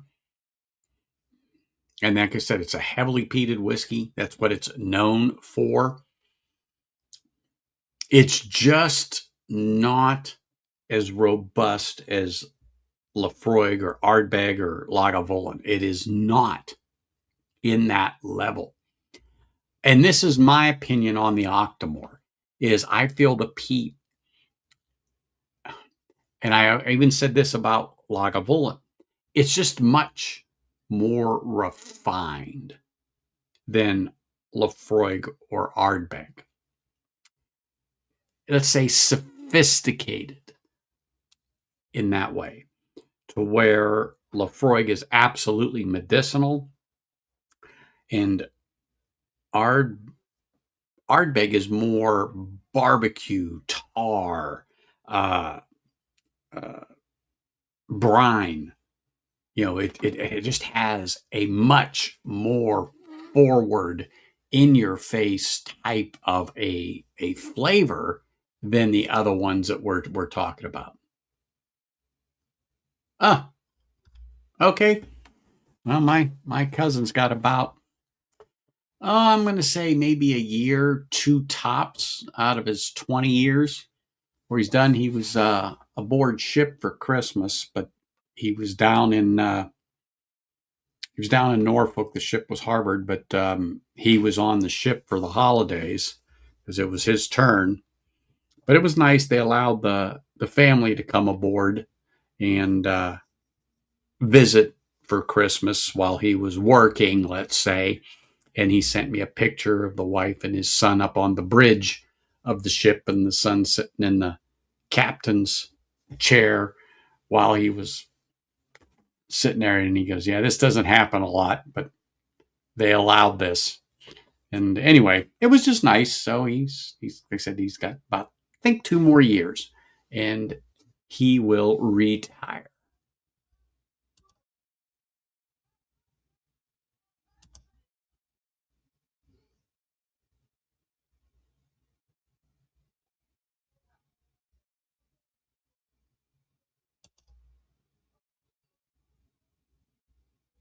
Oh yeah, oh yeah, yeah, yeah. Ta-da! There is no doubt. It's already been here. It's been here. Boat. Boat is in submarine, because generally they refer to a submarine as a boat.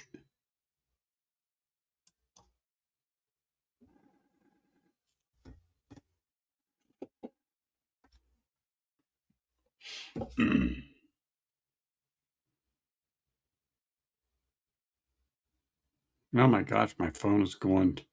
My phone is going off. Let me see who's sending me a text here.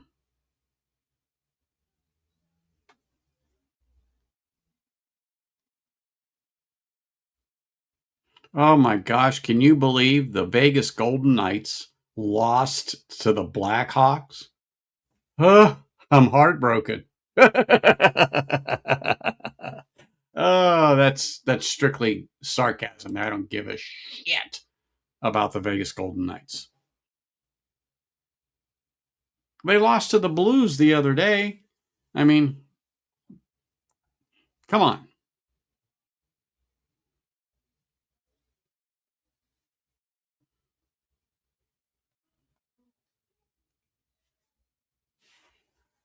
So my phone's blowing up. There was some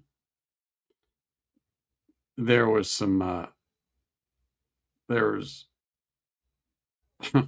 stupid phones copying what I'm saying. People were swearing that, oh yeah, they're going to do it. They're going to do it. Knights right now can't get out of their own way. They can't.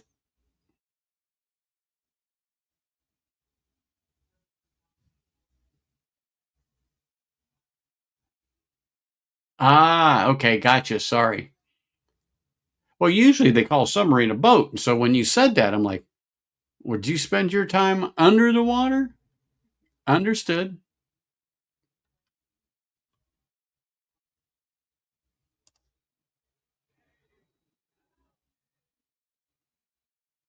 Well, I'm not most. I am not most. But anyway, no, I had family and friends that spent time under the water in subs that, they wore their radioactive pin on because they were nuclear. They were in the nuclear service and spent a lot of time under the ocean.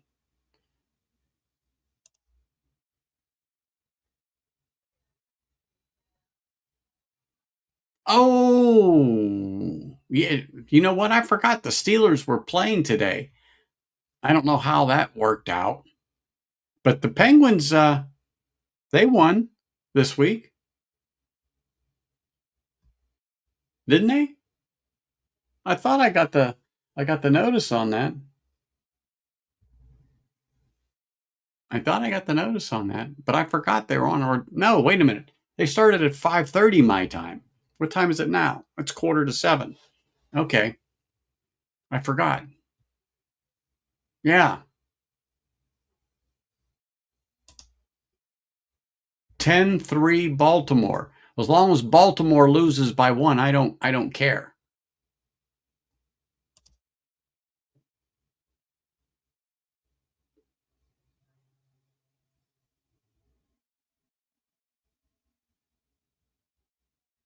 Oh, yes. Understand that. Yes, yes, yes. Understand that. My cousin is an SP and been stationed in a lot of places and a couple of aircraft carriers from time to time. And but he's down around he's down in Virginia, and he took a lesser assignment. So I think he's going to end up like an E7 when he retires. He could have taken another one and probably jumped up at least one, if not two more ranks, but he wanted to stay closer to home. So he chose where he is at now just because he just wanted to stay at home.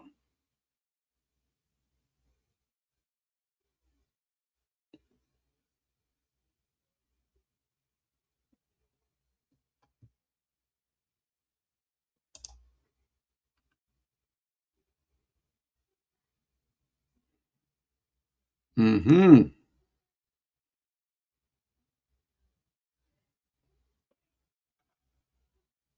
Mm.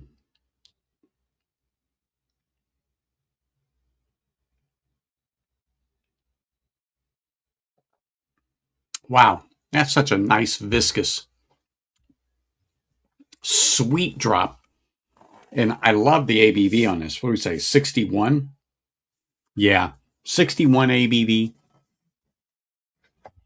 Really, really nice ABV. Really nice ABV.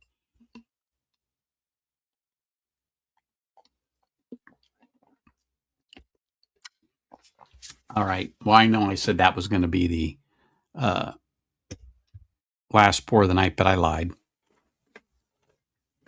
I'm going to do this for Donald Rance. Pull out the Port Charlotte. I know it says heavily peated, but we're not going to go back down that road. Here we.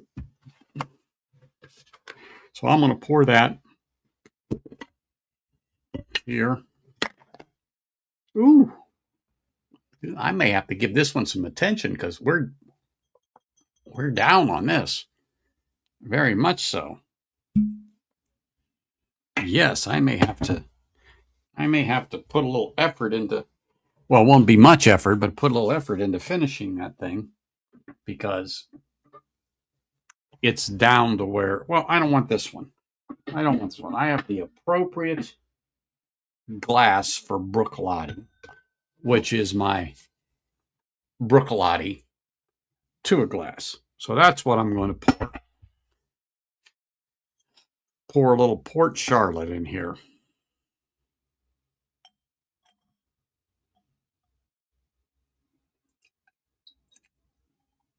Just for Donald, because we've got Canada well represented. All right. Port Charlotte. Another one that I would say is worthy of somebody's shelf, bar, cupboard, whatever. But it is a delicious little drop.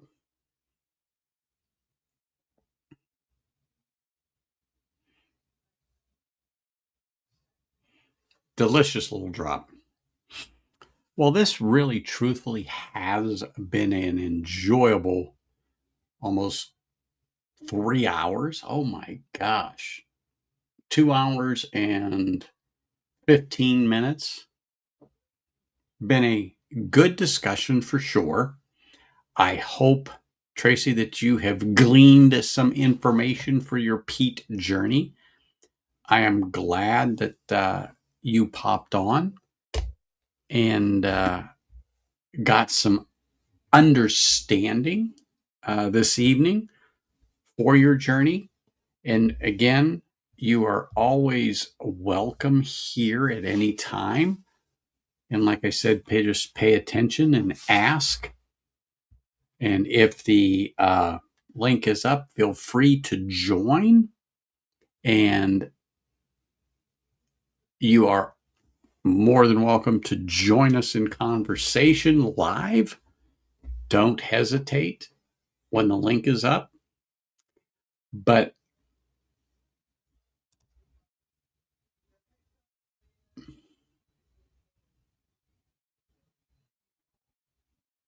usually I will follow Stacy. So generally it's 4-leaf whiskey, bourbon neophyte, and then after me is live wire whiskey. You may have heard us comment, but Mike is working and sometimes his job forces him to fly out of town either early in the morning Monday or he flies out Sunday evening to get to where he is going for Monday. And he would generally stream from 6 o'clock till about, let's say, 9 p.m. my time, maybe 10 o'clock his time. He's in Colorado and I'm in, Las Vegas. But he would then follow me. So there'd be Stacy, me, and then Mike is usually what Sundays consisted of. But anyway, yes, I did. Thank you very much for saying that. Drink water. I've had this glass here going and I made sure I drank one of these prior to the stream. Actually, it had electrolytes in it. So it's all good. Yes, but you know what, Richie? One thing I know, if anyone can screw it up, Pittsburgh can. Pittsburgh can.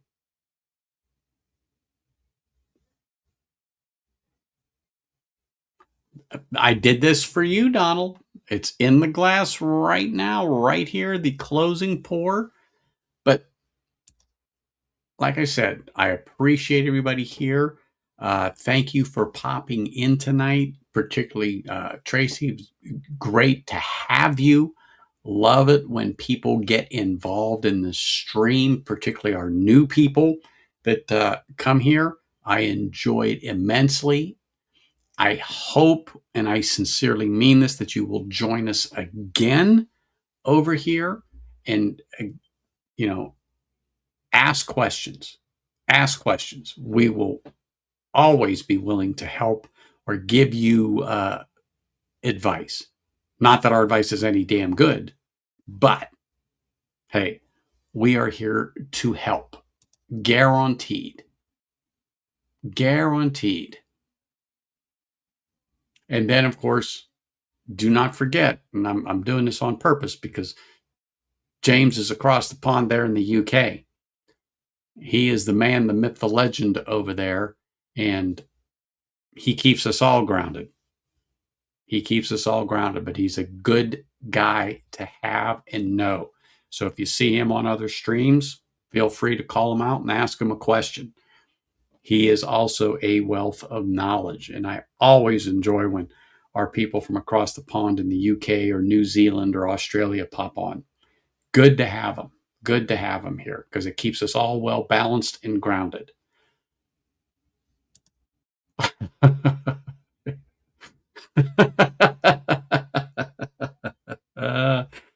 Cheers to that, brother. Cheers to that. So, all right, people, I look forward to seeing you all next week. And like I said, Tracy, feel free to email me, bourbonneophyte@gmail.com, if you have any questions. I'm always there, but appreciate you all.